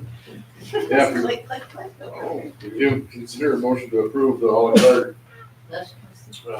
meal price increase. That's a motion. I second it. Got a motion and a second. Any further discussion? All in favor, saying aye. Aye. Opposed? Motion carries. G, review and consider motion to approve the miscellaneous bid awards in food service. Those are foods outside of the co-op, that's why they're there. So if Sherry, see if you can't find certain items from the co-op that we were awarded the bid, then these are the miscellaneous items. Make a motion to approve. I second. Got a motion and a second. Any further discussion? All in favor, saying aye. Aye. Aye. Opposed? Motion carries. H, review and consider motion to approve the SD41 transportation bus routes and required turnarounds 2024-2025. Make a motion to approve. I'll second. Got a motion and a second. Any further discussion? All in favor, saying aye. Aye. Opposed? Motion carries. I, review and consider motion to approve the safety bus routes 2024-2025. Make the motion. Got a motion and a second. Any further discussion? All in favor, saying aye. Aye. Opposed? Motion carries. J, review and consider motion to approve the non-transportation zones for 2024-2025. So moved. Second. Got a motion and a second. Any further discussion? All in favor, saying aye. Aye. Opposed? Motion carries. K, review and consider motion to approve the bid awards for the miscellaneous items. We'll move that. I know you're sad you guys didn't get your bid in for that truck, 1976 Chevy. That Joe drove around. Got a motion and a second. Oh, did you Second. Any further discussion? All in favor, saying aye. Aye. Opposed? Motion carries. Now, review and consider motion to approve the MOU with NIC and SD41 Certified Nursing Assistant Program. And Marty's here to help me answer questions on this one. I'm here to answer any questions you might have on it. This is new, Yeah. in working with NIC and, Principal Asbury at the high school. To expand our nursing program. So, It's part of the CTE you're talking about? well, it's not, it is for us. Yeah. So this is partnering with NIC, so some of the college students, adult students could enroll in the class and use our facility one day a week, most likely. It's also available for advanced opportunity funding as well For our high school students. for your high school students as well. Yeah. And you've donated a bunch of new equipment. We've donated a bunch of new For the equipment. We're program. donating a bunch of new equipment. We also have support, Benoit Hospital, yeah, as far as equipment and stuff like that. What we're asking for is just permission to use the space. We will be very good stewards of it. I can guarantee you that. Are they paying us to use the space? They're not paying us. They are a little bit with the equipment, and the program and offering it to our students. And then it doesn't interfere with any of our high school students and classes. Are we paying them to come? No. To watch. Win-win. It's just All right. expanding our program. They're giving us equipment, we have a space for them, our kids can We're enroll. providing instructors and. More nursing in our Yes. area. So you guys, sounds good. Yeah, it leads to a certified nursing assistant. We handle all the paperwork as far as getting them certified in the state registry and everything like that. And actually, our goal is to try to get them on a career. So you're working with the school, if I'm understanding, you're working with the school system and presenting a certificate of courses and credits that can be carried on into a nursing program and your program and on to higher education. Would they be qualified at all to do sports physicals? No. Any questions with him? Because I'm gonna move on that. Okay, now second. Motion and second, any further discussion? All in favor, saying aye? Aye. Opposed? Motion carries. Review and consider motion to adjourn. Also move. I'll second. Motion and second, all in favor, saying aye? Aye. Motion carries.